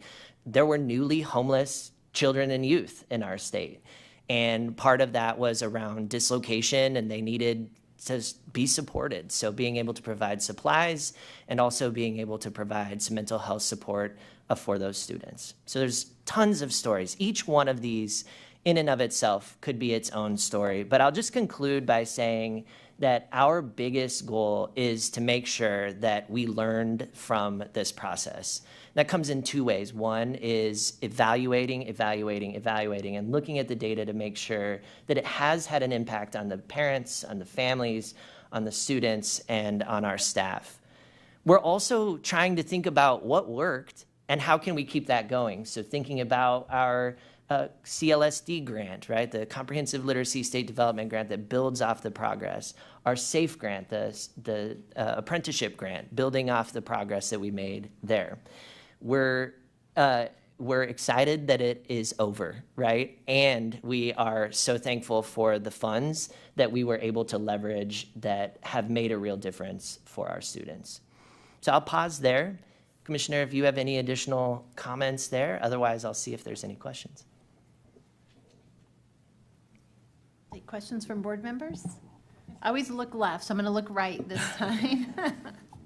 Sherry, do you want to start? I don't know, just really a comment, and I'm sure you are thinking about this, or NDE is, but as you were reading through these and everything that has been done, the word sustainability kept coming up in my brain. How to sustain the things that need to be sustained, and what are some of the things that have done their good and okay, we're okay with it. How is that going to be addressed, or have you considered that? Sure. Your comment summed it up. There were some things that these were recovery dollars. It was meant to be, let's pour some funds into this to make sure our kids get back to where they were and beyond. And in a lot of ways, we think we've done some of that. So some of it will just be done, and that's okay. And we want to learn from those processes so that, God forbid, we have another crisis that we need to be able to respond to. We're hoping we can do that even better. But sustainability, Sherry, is critical. We've been thinking about a lot of the other federal grants that we could pursue. We're again, have already received several of those federal grants. And then also internally, what can we do around some of our federal dollars that might be a little bit more discretionary for us to be able to focus in on those things that worked. Lisa? You were so thorough, I just have one quick question. With the after-school programs, when I was a part of it, 12 years ago or so, I remember one on-site visit per year, and I just wondered what the other evaluative tools are for those programs. You bet. So we matched we didn't want our sites to have to do stuff that was different from our 21st century community learning centers. So we matched the evaluations. So that included student data, so attendance data, behavioral data, things like that we were already collecting for 21st century, as well as pre and post surveys for students and families. And our report for 21st century and our report for the ESSER-funded after-school sites will be on our website soon. Okay. Yeah, you got it. Anyone else? Kirk? Where are we at with the upgrade of the computer system and all? That was a chunk. Do we have any update on that? And I don't know if it was these funds. It was partially these funds and some of the others as well. Yeah, significant investments. It wasn't something that I mentioned here in our presentation because it is more internal facing, right? A couple of things that have been really critical are the move to the cloud. And that sounds like a small and easy thing, but it is insanely expensive and also a really big deal for cybersecurity, which is top of mind for all of us, right? So that was a huge portion of the fund, was moving from a physical location where some of our data was living to the cloud where it is more secure.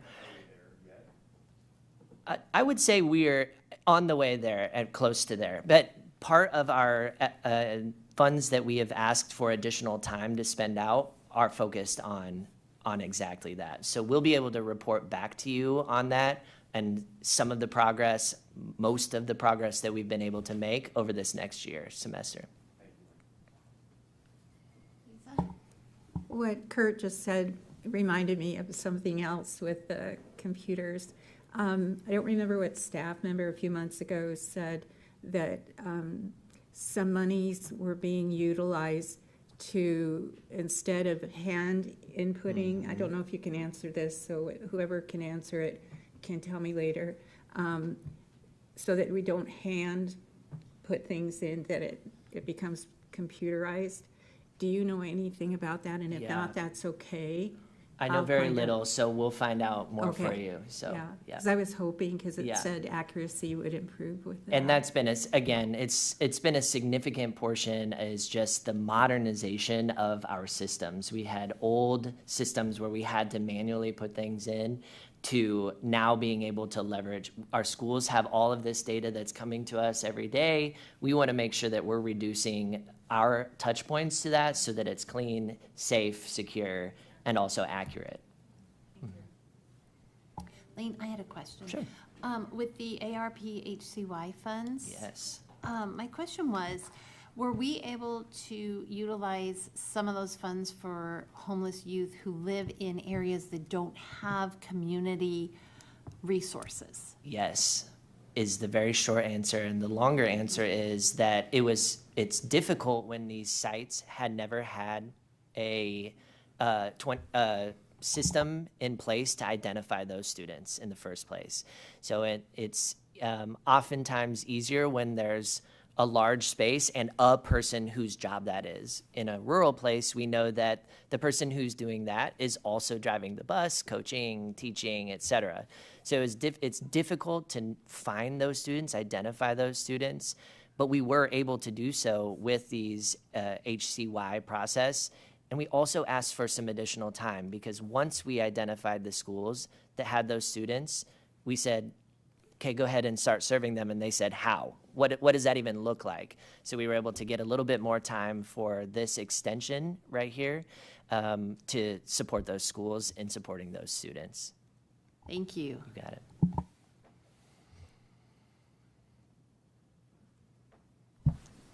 That concludes my report.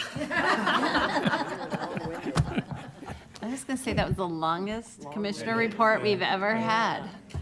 But because of that, you took all my time. So, no, I'm kidding. There is no president's report today. So we'll now move to our public comment period. This period may be available to any person who wishes to address the board on any matter appearing on the agenda. Up to 90 minutes will be allowed for the public comment period. A majority of members present and voting may take action to extend the total time allowed for public comment period. A majority of members present and voting may also take action to allow or terminate public comment at any time during a meeting. If you are not signed in and wish to speak, please sign in at this time. Those wishing to speak must be signed in at the table outside the meeting room. Each individual speaking to the board will be required to complete a sign-in card for identification of oneself. Individuals are required to include on the sign-in card their name, address, and name of any organization represented. Individuals may be prohibited to speak in public comment if the sign-in card does not include the required information. Persons speaking to the board during public comment should state their name, city, and state at the beginning of their allotted time, and may submit printed materials for the board, but may not use any other form of media. Anyone refusing to be identified will be prohibited from speaking. Each person may address the board for up to 5 minutes. A majority of members present and voting may take action to reduce or extend the amount of individual time allotted to all speakers. If at any time persons appearing before the board exceed the time limitations set forth in this policy or on the agenda, or become abusive or threatening in language or behavior, it shall be the responsibility of the president to refuse permission to continue to address the board. We have one public comment submitted, and Vice President Neary will announce the names. Nancy Packard, if you'd come forward. Thank you.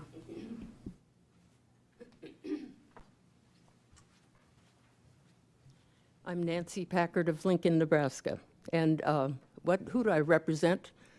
Grandparents, parents, and teachers of America.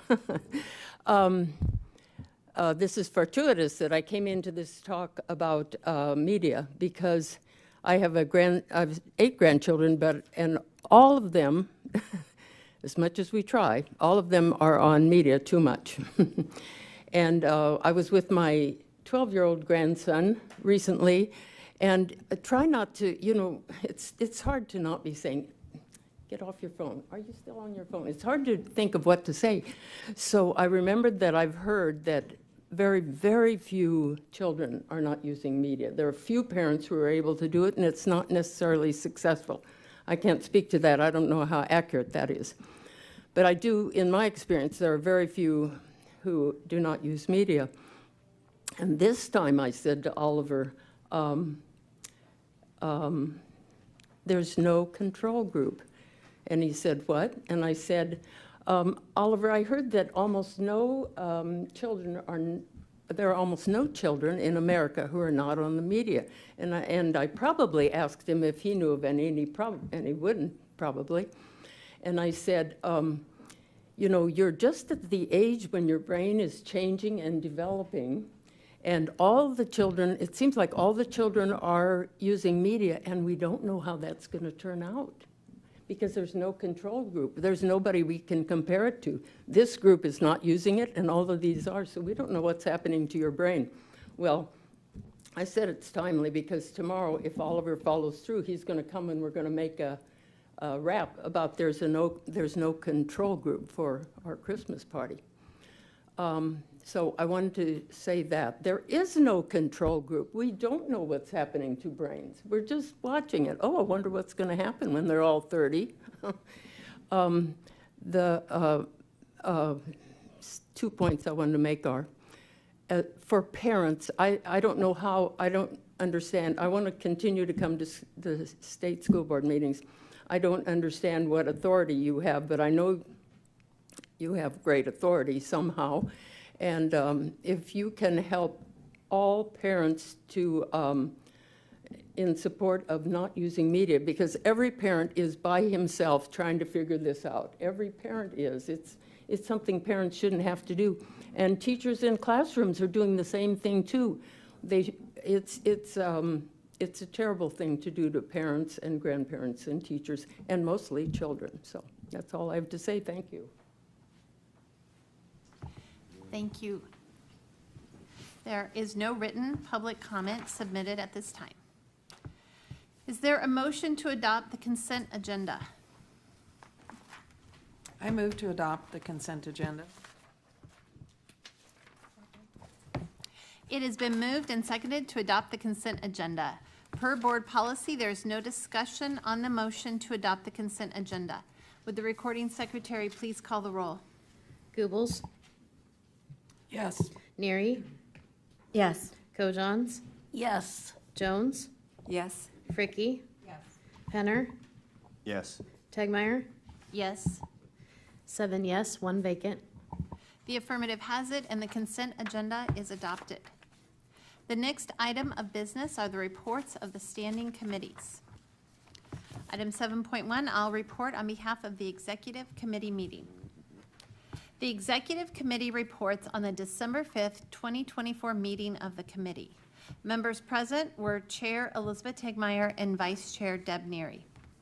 The committee reviewed one action item for a contract for State Board team building training. 9 proposals were received. The committee recommends the board approve a contract with the National Association of State Boards of Education, NASBE, to perform this service. The committee had 2 information items. First, the committee reviewed a report on systems-involved youth and discussed potential legislation to implement the findings from the report. And second, the committee received an update on the current collective bargaining process. This concludes the Executive Committee report. Elizabeth Tegmeyer, Chair, reporting. Are there any questions on the Executive Committee report? Patty? Not a question, but I guess just a concern, a piece of advice for the future. That, I certainly understand our bylaws say as a president that you can expend a certain amount of money without board approval. But I also know that we all sign a conflict of interest form. And in this case, there were 9 proposals submitted. There were 2 people, you and Deborah, who made the recommendation.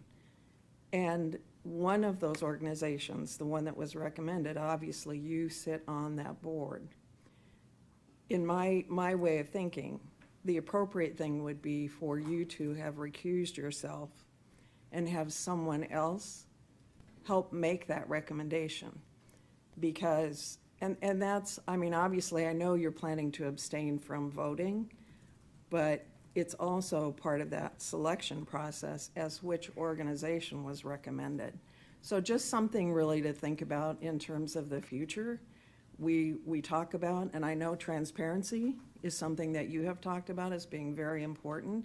And I think to not be in the position where it may appear that an organization was given preferential treatment because of your connection with them, just to protect yourself, to protect the board, perhaps recuse yourself and have someone else fill that role for you. Thank you for that.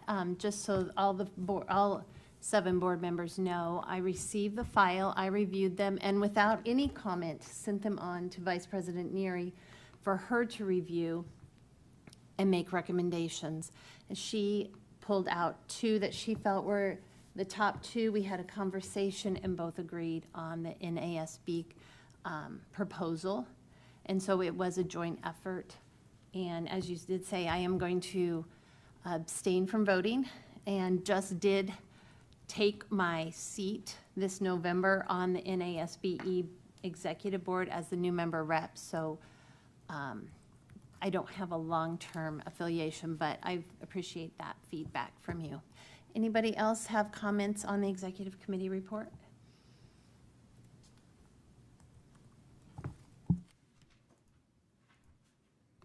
Is there a motion on item 7.1.a? Yes, I move to approve a contract for state board team building training with the National Association of State Boards of Education. I second. It has been moved and seconded to approve a contract for state board team building training with the National Association of State Boards of Education. Is there any discussion on this motion?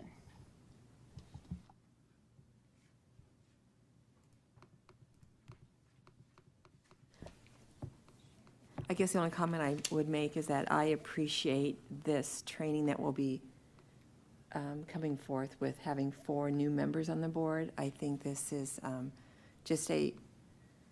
will be a valuable, proactive kind of development time for us. So I appreciate this training. Thank you.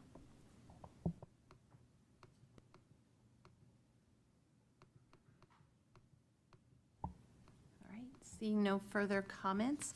The motion is to approve a contract for state board team building training with the National Association of State Boards of Education. Would the recording secretary please call the roll? Penner, Yes. Goebbels, Yes? Kojons, Yes. Jones, Yes. Neary, Yes. Fricky. Yes. Tegmeyer, Abstain. 6 yes, 1 abstain, 1 vacant. The affirmative has it, and the motion to approve a contract for state board team building training with the National Association of State Boards of Education is adopted. Agenda item 7.2, Chair Patsy Kojons will report on behalf of the Budget and Finance Committee meeting. Patsy?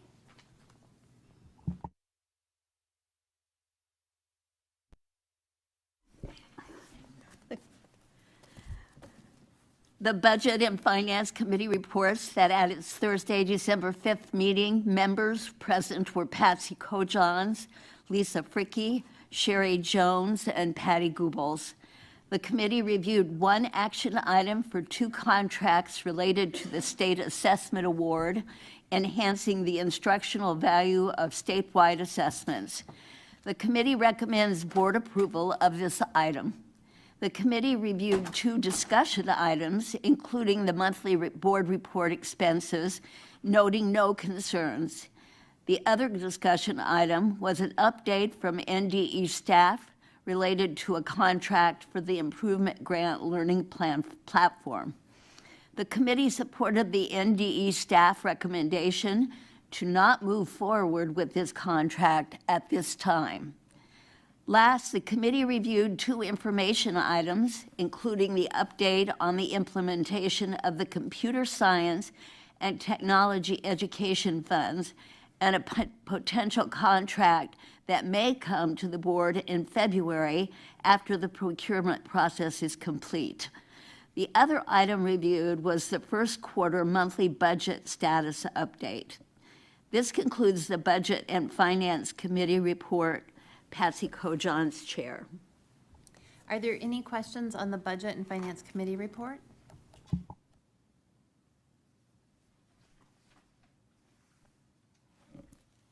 Okay, any questions on the reports in item 7.2.A? Is there a motion on item 7.2.B?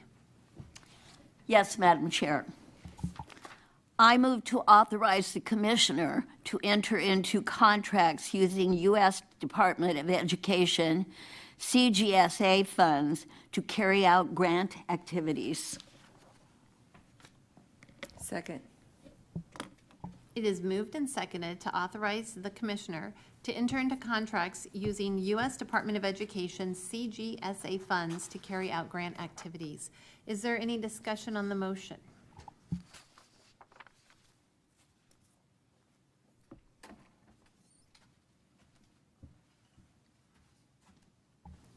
The motion is to authorize the Commissioner to enter into contracts using U.S. Department of Education CGSA funds to carry out grant activities.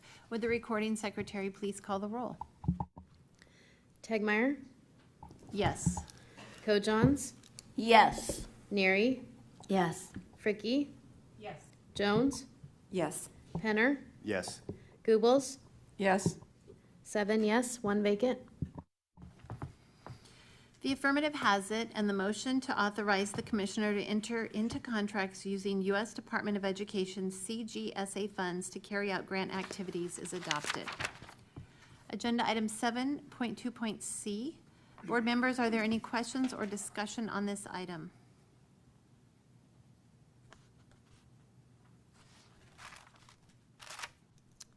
Okay, agenda item 7.3. Chair Sherry Jones will report on behalf of the Planning and Evaluation Committee meeting. Thank you, President Techmeyer. The Planning and Evaluation Committee reports on their committee meeting on December 5th, 2024. The members present were Patty Goebbels, Deborah Neary, Patsy Kojohns, and Chair Sherry Jones. The committee reviewed 3 action items with NDE staff providing summaries and answering questions related to a Rule 11 teacher waiver request, assessment and reporting plan and assessment technical report, and model policy for authorized security personnel carrying firearms. The committee recommends board approval on these 3 items. The committee reviewed an action item related to the Nebraska Literacy Project Plan. The committee recommends no action at this time to allow additional time to answer questions and address concerns which have recently arisen. And I'm going to take the liberty to add to this script on this particular item. In regard to the Literacy Project Plan, as a board, we understand the gravity and importance of having a well-thought-out plan, including how to execute it with fidelity and effectiveness, especially considering the sizable amount of the money being allocated, which is over $55 million. I look forward to our board being able to put our stamp of approval on the final plan developed by NDE staff, and I acknowledge and thank them for the work they have already done on this, so thank you. Continuing on with the script. The committee reviewed informational items related to Rule 11 teacher waiver requests for 2 school districts. NDE staff will bring these items to a future meeting for discussion and subsequent approval. This concludes the Planning and Evaluation report. Are there any questions on the Planning and Evaluation Committee report?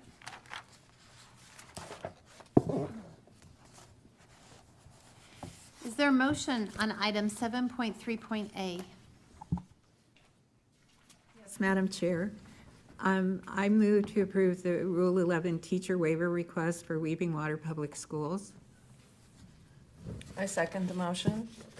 It is moved and seconded to approve the Rule 11 teacher waiver request for Weeping Water Public Schools. Is there any discussion on this motion?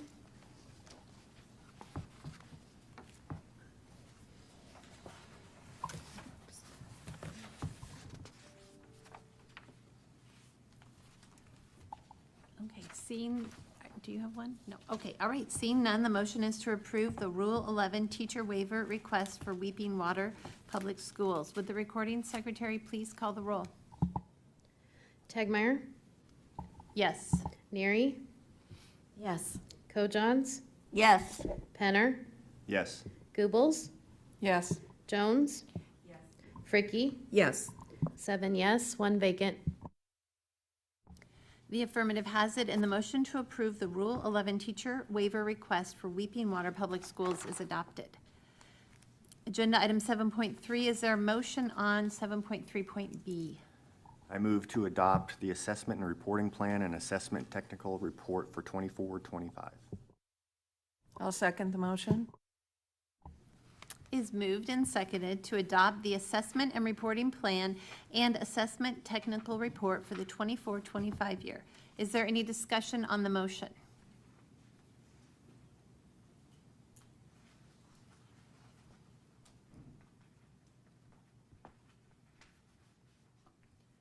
Okay, seeing none, the motion is to adopt the assessment and reporting plan and assessment technical report for 2024-2025. Would the recording secretary please call the roll? Jones, Yes. Fricky. Yes. Neary, Yes. Tegmeyer, Yes. Kojons, Yes. Goebbels, Yes. Penner, Yes. 7 yes, 1 vacant. The affirmative has it, and the motion to adopt the assessment and reporting plan and assessment technical report for 2024-2025 is adopted. Agenda item 7.3.c, the committee recommends no action at this time.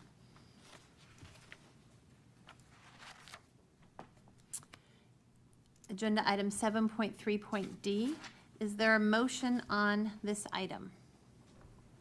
Yes. I move to approve the model policy for authorized security personnel carrying firearms in accordance with Nebraska Revised State Statute 28-1204.04.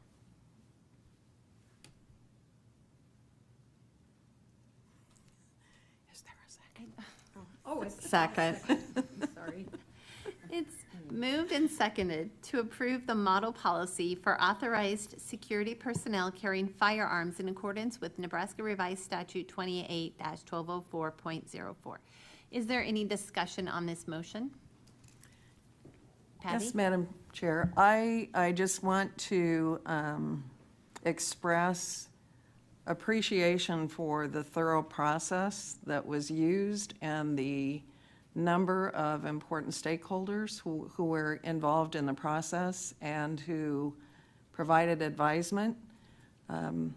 This is an important but complex kind of policy, so thank you for all of that thoughtful effort.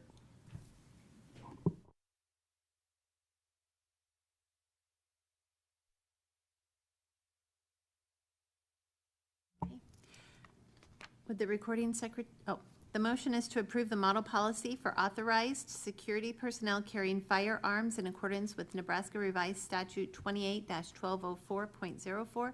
Would the recording secretary please call the roll?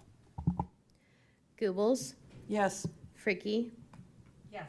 Penner, Yes. Tegmeyer, Yes. Kojons, Yes. Jones, Yes. Neary, Yes. 7 yes, 1 vacant. The affirmative has it, and the motion to approve the model policy for authorized security personnel carrying firearms in accordance with Nebraska Revised Statute 28-1204.04 is adopted. Item 7.4, Chair Lisa Fricky will report on behalf of the Rules and Regulations Committee meeting. Thank you, Madam Chair. The Rules Committee met yesterday, December 5th, in committee, and the members present were Lisa Fricky and Elizabeth Techmeyer. Committee members reviewed the rules report on their own. A public hearing was held December 3rd for revisions to Rule 21 certification. NDE staff shared the hearing summary and testimony. Public input did not change the process or the commissioner's recommendation. The committee, having no concerns about moving this forward, recommends approval of the hearing draft. A public hearing was held December 3rd for revisions to Rule 24 on endorsements. NDE staff shared the hearing summary, testimony, and non-substantive changes that would continue special education endorsements that were proposed to be eliminated in the hearing draft. Committee members discussed the non-substantive changes and recommendations, approval of the draft that includes those revisions. NDE staff provided an update on Rule 3, high ability learning, providing the public input draft for committee review. The committee recommended staff move forward with soliciting public input on the public input draft. And on Rule 3, the staff person who worked on this did an outstanding job. The details for alignment across the state was much needed. It hadn't been looked at since 1998. And so kudos to that department, the staff person that worked on that. Very well written. And that concludes my report. Thank you, Lisa. Are there any questions on the Rules and Regulations Committee report? Okay, seeing none, is there a motion on item 7.4.b? Yes, President Tegmeyer. I move to approve revisions to Rule 21. Second. It is moved and seconded to approve revisions to Rule 21. Is there any discussion on the motion? Patty? Yes, I take review of rule changes very seriously. And I guess particularly, I'll speak to both proposed changes for Rule 21 and 24 because the comments I'm making apply to both, really. Last night at the Teacher of the Year celebration, I heard reference several times to teaching as a profession. That's the lens that I used to review these proposed changes.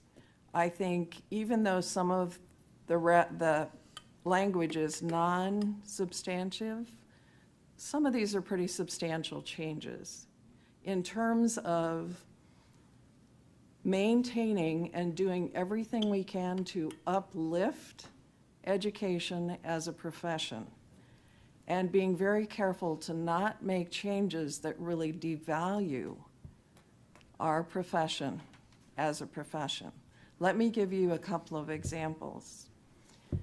When we allow individuals to add endorsements without any pedagogy, just taking and passing a content test, that's devaluing our profession, because what sets us apart as a profession is that teachers and other educators have a set of skills and knowledge that is exclusive to them.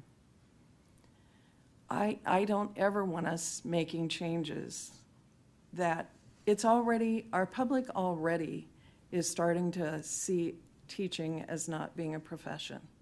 That's very troubling to me. Another example of this is when we call professional development, we give credit for professional development for teaching. That's not, I'm sorry, that's not professional development. That's doing the work that you're hired to do. I have grappled with this for the last week. I attended the hearing. I wanted to hear what other people were saying. And I really have been grappling with whether to vote yes or no. I understand the intent of the rule changes. You know, we're trying to address teacher shortages. I appreciate that. I appreciate removing the barriers. I think it's important to simplify. I think we need to be as specific as possible with these rule changes when we make them. I don't want, my intent is not at all to derail the process that's been worked on. My intent is, I guess, to say, as we move forward, I hope that we're always, in addition to maintaining quality, because that's critical, and there are some things in here I'm a little concerned about in terms of quality, but we also need to be advocates for teaching as a profession, right? Trying to promote minimum teacher pay. That's a way that you try and continue uplifting our education profession. So I will vote yes, because I think it's important for us to move these forward. But I hope, again, in the future that we really use a lens of maintaining and uplifting the important, critical profession that we govern. Lisa? Thank you for your perspective. I wondered, Madam President, could we call Brad forward for a question? Absolutely. Yes, Mr. Dirksen, do you have? I have a specific Okay, question. yes, Lisa has a specific question. Could you come? Thank you.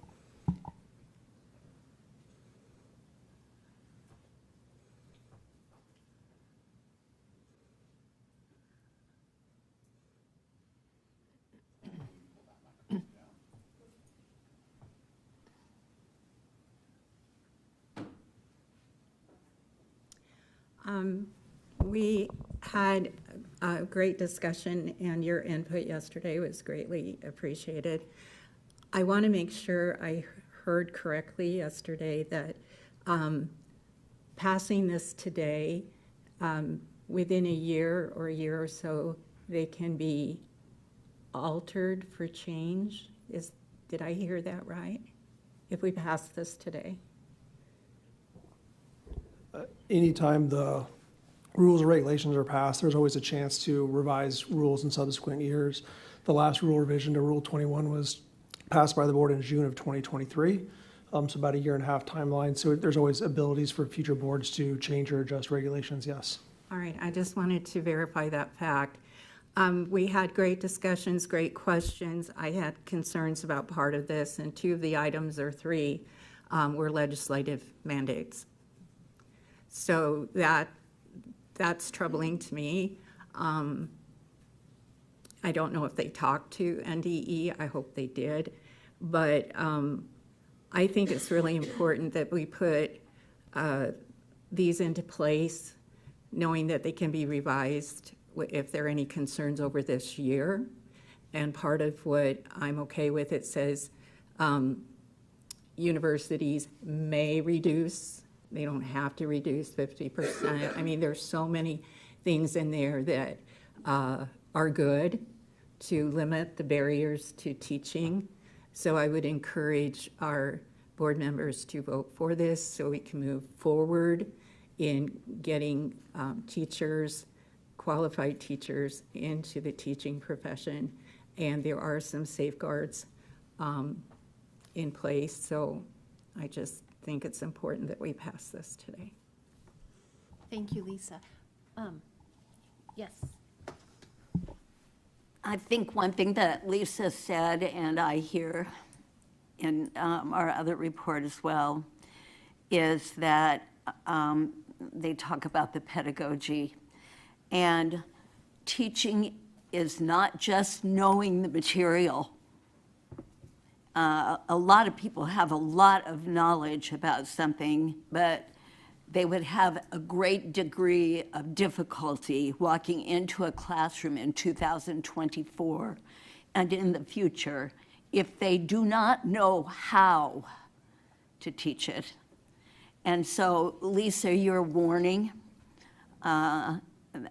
this is what I hear from many teachers, is that people do not know, teachers going into the classroom do not know how to teach what they're teaching. They, not all of them, of course, but I want our radar to be up, and all 3 of us won't be here unless we march in a year. But I want our radar to go up because, and all of you on the board that remain here, in that learning how to teach a subject is so important, and that's the pedagogy, and that's what most of this affects. So, warning.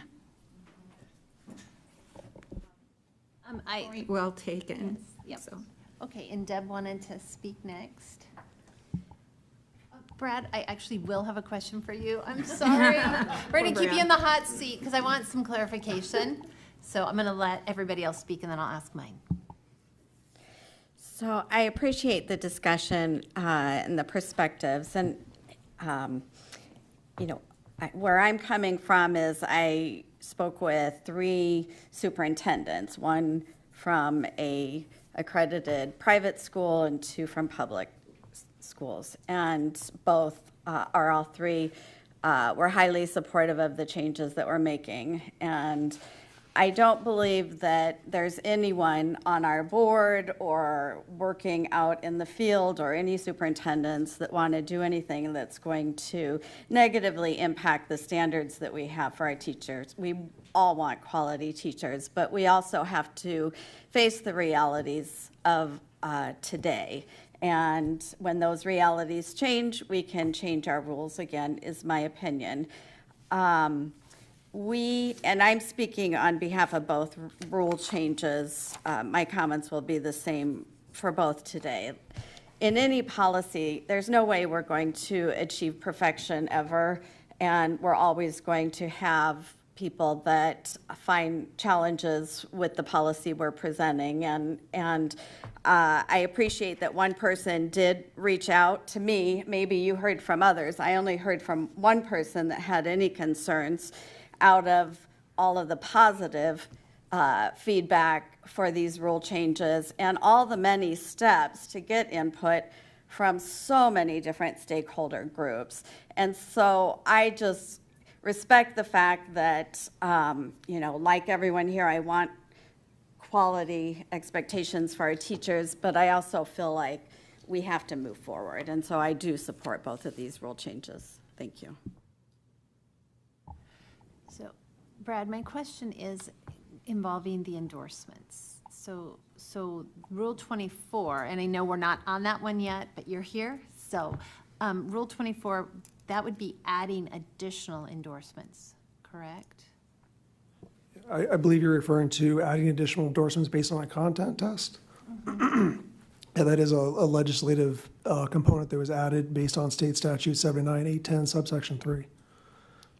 And it's adding, and right now the commissioner allows for the additional endorsements based upon that state statute to limit that to only individuals that are current teachers or holders of regular teaching certificates, which would be the initial standard or professional teaching certificate. So teachers who have completed what we would consider teacher prep coursework. To put that Correct. in layman's terms. Correct. Okay, thank you for that clarification. Any other board members? Okay, thank you. The motion is to approve revisions to Rule 21. Would the recording secretary please call the roll? Goebbels, Yes. Neary, Yes. Fricke, yes. Tegmeyer, Yes. Penner, Yes. Kojans, Yes. Jones, Yes. 7 yes, 1 vacant. The affirmative has it, and the motion to approve revisions to Rule 21 is adopted. Is there a motion on 7.4.c?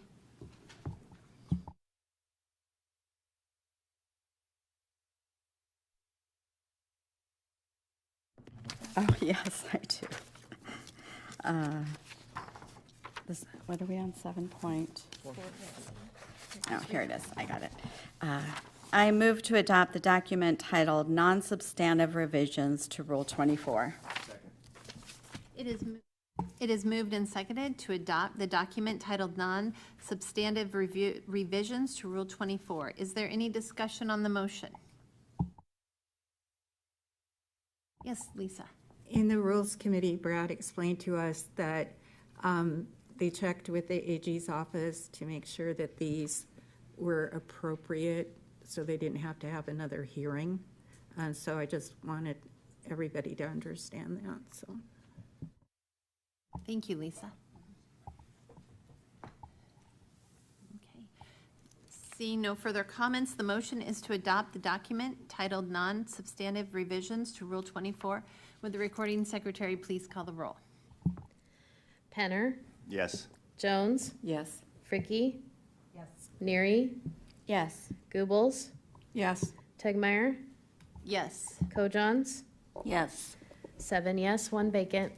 The affirmative has it, and the motion to adopt the document titled Non-Substantive Revisions to Rule 24 is adopted. The next items on the agenda, items 9.1 through 9.2, are information items and written reports for the board. Agenda item 10, good of the order.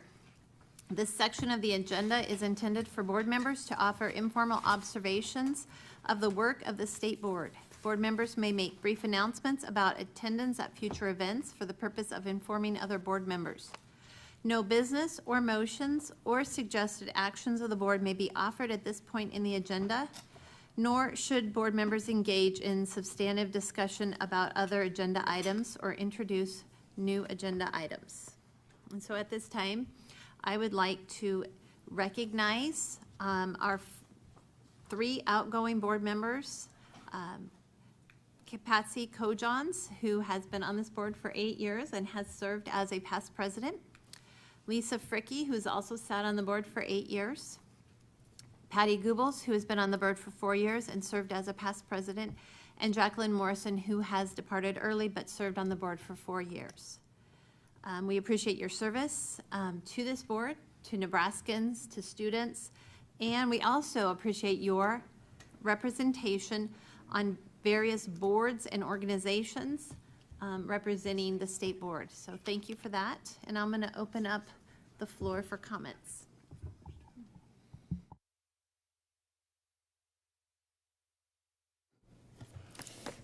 Since I'm the oldest board member, thank you for laughing. In many ways, I just want to say I came on this board not knowing everything that I needed to know and equipped with everything I needed to be equipped with. And I've learned so much from Lisa and Patsy and Patty. And you've made a huge difference. I think our board has changed. I think that we are becoming, I just like the changes I've seen. I really feel like we've had the ability to disagree and have good discussions and learn from each other and change our minds. And I just think that's so important today. And anyway, I just appreciate all the contributions you've all made to the board, and you're going to be missed. And I know you're all going to stay active in all, this field and advocating for all the important things that you've been advocating for the last 4 or 8 years. And so I look forward to our paths crossing. So thank you for your work.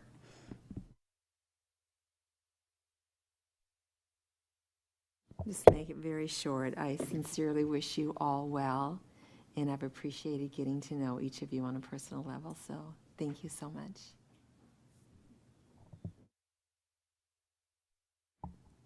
I was going to say, I also want you 3 to feel like you can speak to your time together and your time on the board as well. So yes, Lisa.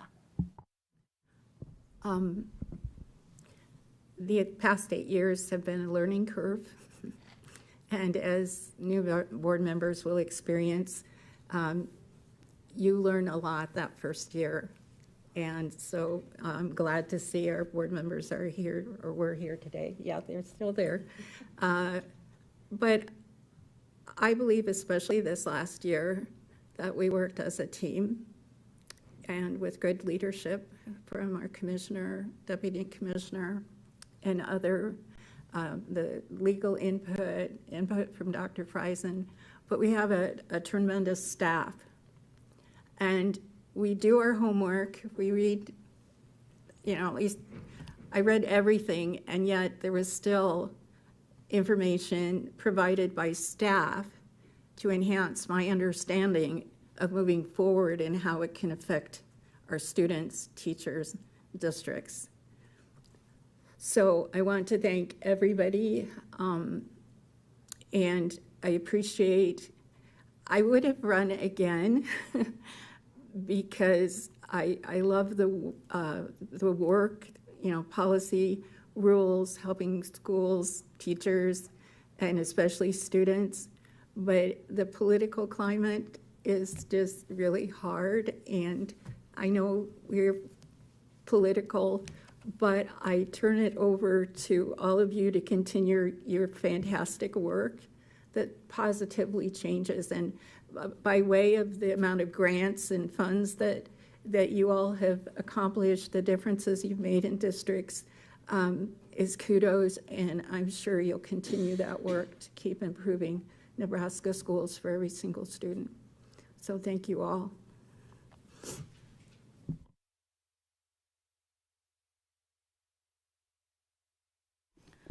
Well, I plan on making good friends with my couch and watching a lot of movies and eating a lot of chocolate.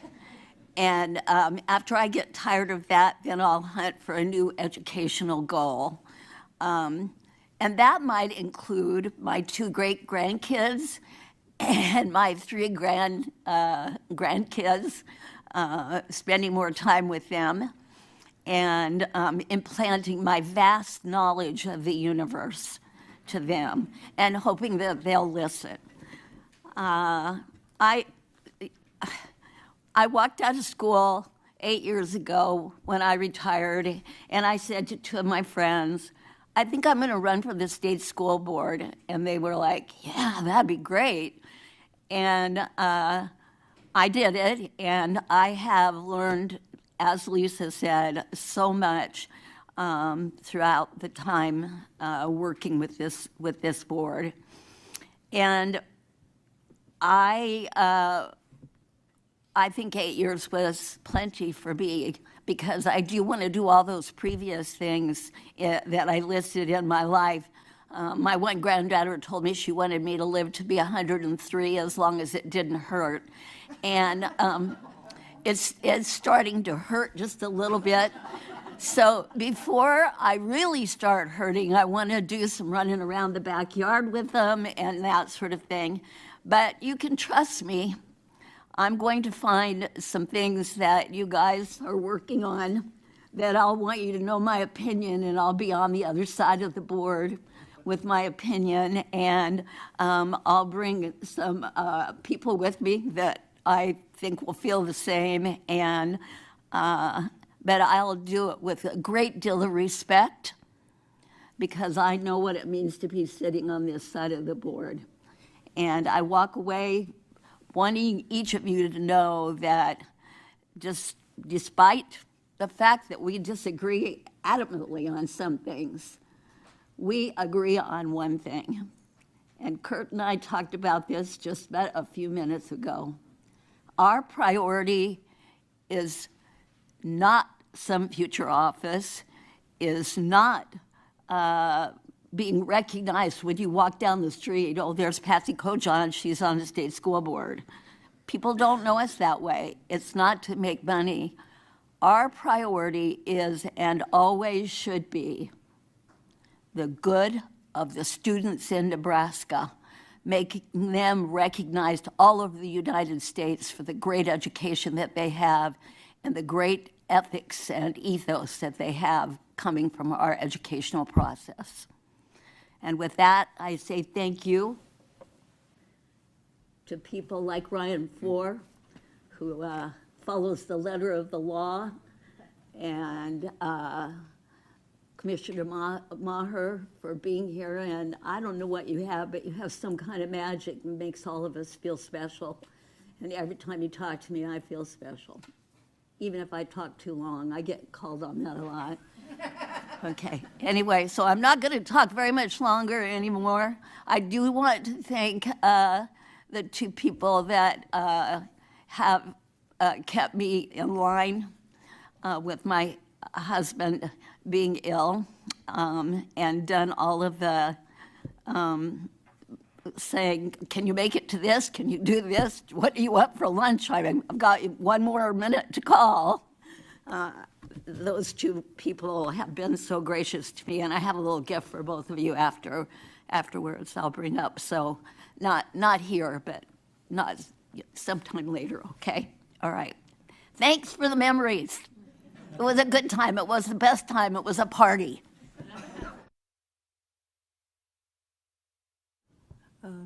I won't speak very long because I don't want to get in trouble. But I will say, you know, coming onto this board 4 years ago felt like walking into probably one of the most contentious times that have ever existed on this board. It felt like for a couple of years that it was really difficult to move forward because there were so many distractions. And that, for me personally and professionally, was very frustrating. But also the realization that anytime I've been confronted with a challenge, my approach is always, how do we turn this into an opportunity? How do we try to get to a point that we rise above it so we're better for it? We've done that, and that's impressive, right? It took us a while. We've had some really difficult meetings. We've had some difficult times on this board, but I think we've learned through that process. I see our board this year functioning very effectively. That's so gratifying to know that we were able to come out of challenging times and to be able to accomplish some very important things over the last several years. I appreciate the staff. Thank you all so much. And when I decided not to run for re-election, people in Norfolk said, you have to run for the Norfolk School Board again. And when I decided to do that, many of them said to me, are you just a glutton for punishment? And my response was always, I don't think so, because my experience on the state board, though it has been at times challenging, has also been very fulfilling. And I take that with me to the next experience. So thank you. Okay, thank you. And I have been signaled that the commissioner would like to say a few words. Surprise, surprise, right? You know, just a couple of things, and from my lens of 1.5 years on the board, I'm reminded of a John Wooden quote that it's what you learn after you know it all that really matters. And I was pretty certain 1.5 years ago when I sat in this seat that I knew it all. But to all of you collectively, and to you four, including Jacqueline Morrison, and you three specifically, I learned quickly that I didn't know it all. And I thank you for the constant education. And I also thank you for your purity of thought.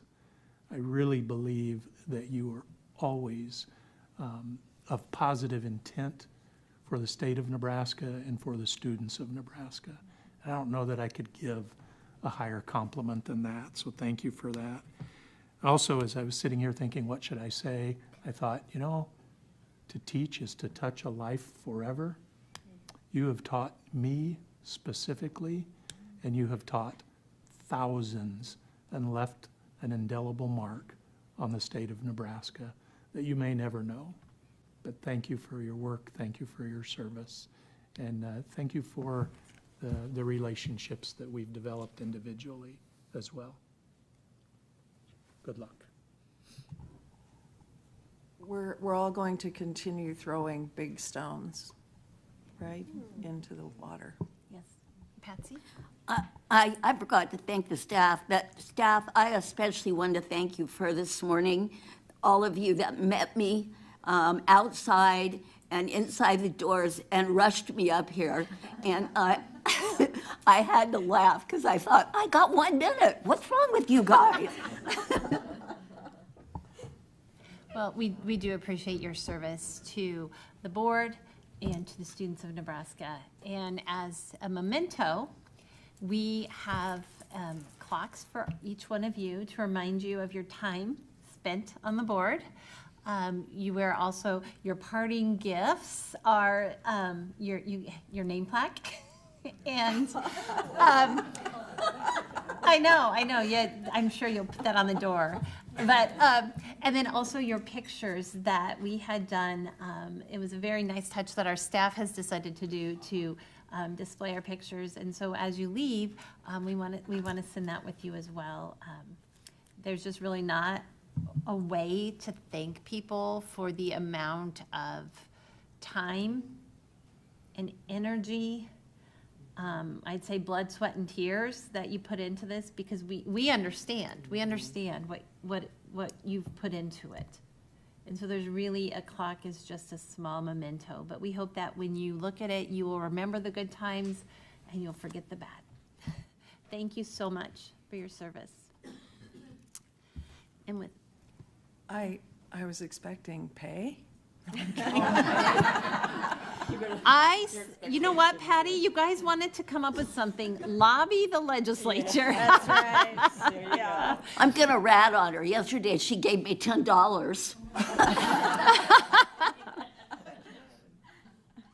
it wasn't more. And, okay, I was just gonna wrap it up, but I just have to say, like, we all do really come from different perspectives. We represent very different districts. We don't always agree, but we work hard to get along. And I thank you for that, and I thank each one of you for who you are. Now, with that, I'm going to thank everyone who attended in person and who tuned into the broadcast. The next meetings of the State Board of Education are scheduled for January 9th and 10th of 2025 in Lincoln, Nebraska. Board training work sessions will be held Wednesday, January 8th, and Thursday, January 9th, 2025 in Lincoln, Nebraska. The December 6th, 2024 State Board meeting is adjourned. Thank you. All right.